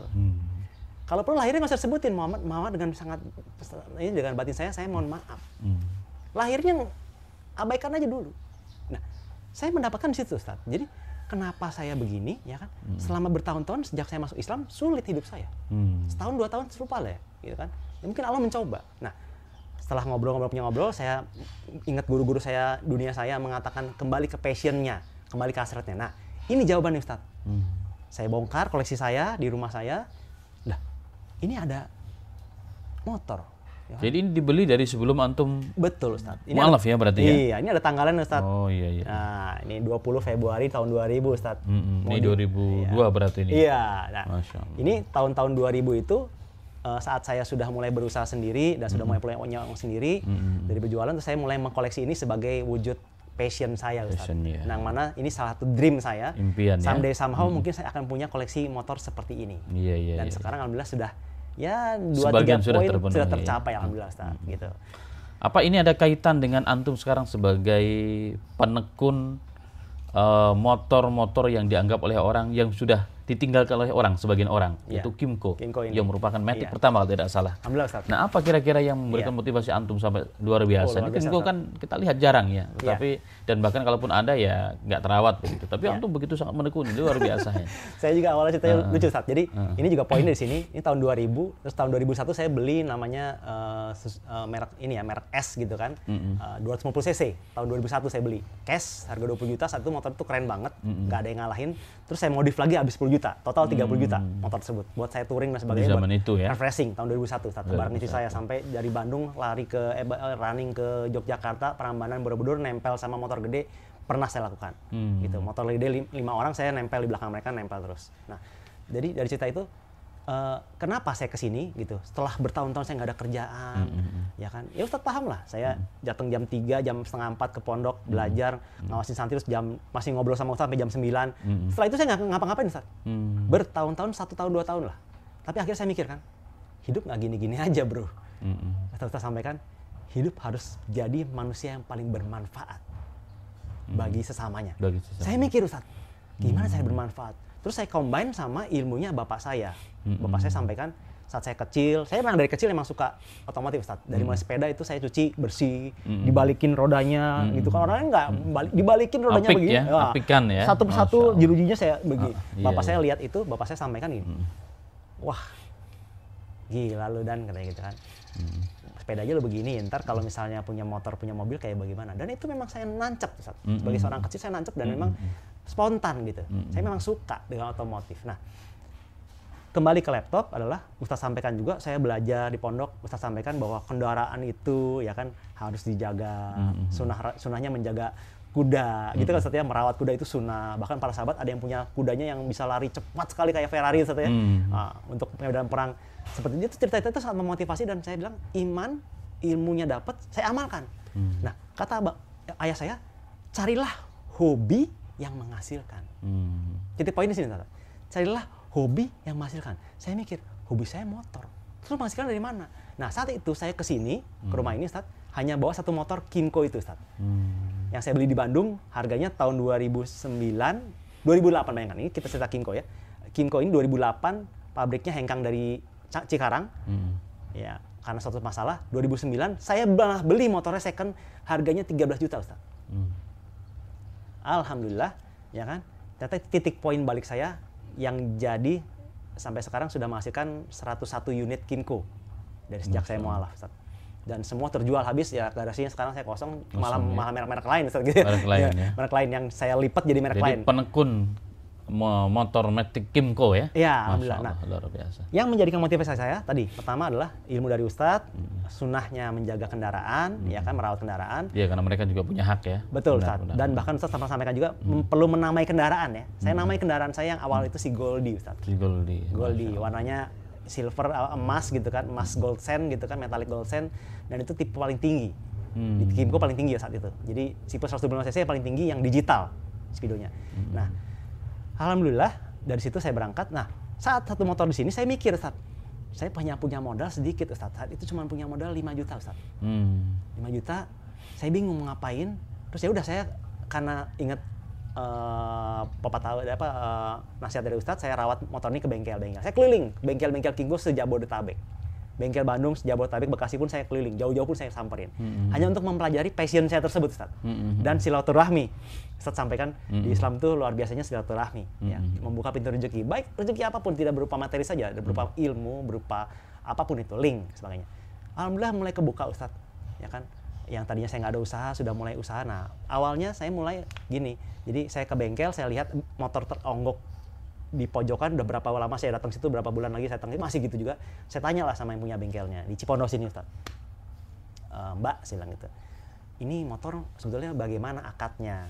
Nggak ngerti muamalah, tapi saya tanya aja, gimana sih punya siapa sih gitu kan. Ini punya saya, Pak, tapi nggak hidup. Saya mulai mikir, konsultasi. Mbak, gimana kalau Mbak hidupin? Mbak kan ngerti nih, saya nggak ngerti apa-apa. Hidupin, saya modalin, nanti sudah laku kita jual bareng. Ternyata konsepnya sekarang itu sirkah, Ustaz. Sirkah dalam fikih mal, saya nggak ngerti. Udah, oke, kita bagi 2. Oke. Singkat cerita sebulan diberesin, Ustaz, dirapin, jalan motor itu. Terus mbaknya nelpon saya, Pak, sudah siap nih, motor tinggal diambil. Loh, kok diambil? Kan akad kita nggak begitu, Mbak. Iya, Pak, diambil aja. Kan ya, saya nggak punya channel untuk jualin. Ternyata ini jalannya Allah, Ustadz. Saya sekarang paham, jalan Allah untuk mendidik saya untuk mandiri. Hanya bergantung sama Allah. La ilaha illallah. Tidak bergantung sama manusia, Ustadz. Akhirnya saya ambil dengan sedikit kesel, terus saya pasang dong di online, Ustadz. Alhamdulillah diserbu orang, Ustadz. Malam-malam datang jam 8. Ya harganya masih 3 jutaan lah. Saya cuma ngambil untung 300.000. Kejual. Alhamdulillah. Makin pede, Ustadz. Tadi kan iman, ilmu, amal saya amalkan. Saya sudah terbukti, ya? Terbukti, Ustadz. Kan saya sudah rawat kendaraan yang tadi teronggok, Ustadz. Kendaraan kita yang teronggok, Ustadz, kita rawatkan, kita jual, kan boleh memberi nilai manfaat lebih pada orang lain. Nah, ini poinnya, Ustadz. Sehingga terus berlanjut sampai sehingga unit ke 101. Dan saya terus upgrading ilmu saya dalam hal perkimkoan ini, termasuk link-link saya. Dan saya pilih hanya orang-orang yang amanah saja, Ustadz. Ada komunitasnya mungkin sama? Ada. Penggemar Kimco. Ada. Jadi Kimco ini sebenarnya bukan motor keperluan ya, tapi orang yang memang hobi. Iya. Masya Allah, luar biasa. Jadi salah satu kiat-kiat beliau, kalau kita simpulkan, mengelola motor Matic Kimco yang pada umumnya orang sudah tidak melirik aja sudah enggak, apalagi senang. Tapi ternyata masih banyak orang-orang yang memang hobi. Kalau udah hobi ini, itu bawaan dari dalam ya. Bagaimana hobi itu menjadi suatu perkara yang mendatangkan barokah. Luar biasa tadi, makanya pesan kakak antum ya.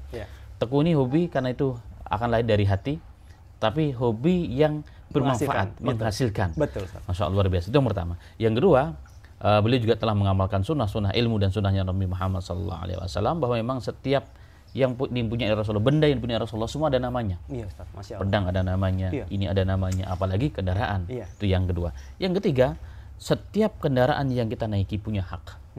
Memang mobil, motor ini benda mati, tapi sesungguhnya hidup dia di sisi Allah. Suatu ketika Nabi Muhammad SAW juga ketika melihat seekor unta yang mengadu, menangis. Jadi Rasulullah Allah beri paham apa yang diadukan oleh si unta tersebut. Menangis, dilihat ternyata si yang punya unta tersebut memberikan beban yang luar di atas kemampuannya, zalim. Maka Rasulullah panggil siapa yang punya, kesimpulannya sesungguhnya setiap sesuatu ada haknya. Bahkan tunggangan kendaraan pun ada haknya, nggak boleh melampaui batas memberikan beban kepadanya, dan dia harus dikasih makan, dikasih minum sebagaimana manusia juga yang lain. Begitu juga tentunya ini barang-barang, Masya Allah, motor, mobil ini kan benda, kendaraan kita yang sangat memberikan manfaat, kita harus beri haknya. Betul, Ustaz. Jangan dibebani yang terlalu berat. Ada kalau sudah datang waktunya diservis bulanan, diganti olinya, ganti ini, ganti itu merupakan hak yang luar biasa. Dan antum telah jalankan semua itu pada Kimco antum. Makanya rekan-rekan yang memang mau coba atau penggemar Kimco tidak perlu ragu-ragu, langsung hubungi beliau, karena Kimco atau motor Kimco yang sudah dipegang oleh beliau insya Allah dijamin. Nah, digaransi insya Allah ya. Batin dan lahir. Batin dan lahir. Dan gak cuma itu, beliau juga tidak hanya sekedar bisnis di Kimco ini cari uang ya, modal cari uang, tidak. Lebih dari itu adalah menjalin silaturahim. Betul, Ustaz. Karena menjalin silaturahim atau silaturahmi itu juga membuka pintu-pintu rezeki, kebaikan-kebaikan dimanapun. Jadi sahabat Al-Aminiyah Official dimanapun berada, Maka siapapun yang ingin berkim Korea boleh hubungi beliau ya. Langsung datang ke rumahnya atau bisa ada webnya mungkin, apa nama webnya? www.juragankimco.com. www.juragankimco.com. YouTube-nya juga ada. Oh, YouTube juga ada. Masya Allah, luar biasa. Subhanallah. Sahabat Al-Aminah official yang dirahmati Allah Ta'ala, itulah salah satu pernak-pernik kehidupan manusia. Dari seorang yang dulu bernama Daniel Aries, kemudian berubah, tetap di KTP masih sama, tapi panggilan sehari-hari sebagai seorang muslim, beliau bangga dan senang dengan nama Muhammad Haris. Kita biasa panggil dengan Bang Haris, ya Bang Haris. Masya Allah, barakallahu fikum. Hari ini kita dapat memberikan manfaat dari waktu yang beliau berikan, dari pengalaman sharing bersama kita. Semoga tidak hanya sebatas sharing saja, tapi lebih dari itu mengambil hikmah dan pelajaran, dan kita juga bisa mengikutinya dalam kehidupan kita sehari-hari. Demikian perjumpaan kita pada kali yang berbahagia ini. Semoga Allah Ta'ala jumpakan kita insya Allah pada pertemuan-pertemuan berikutnya dalam kondisi yang baik insya Allah Ta'ala. Assalamualaikum warahmatullahi wabarakatuh.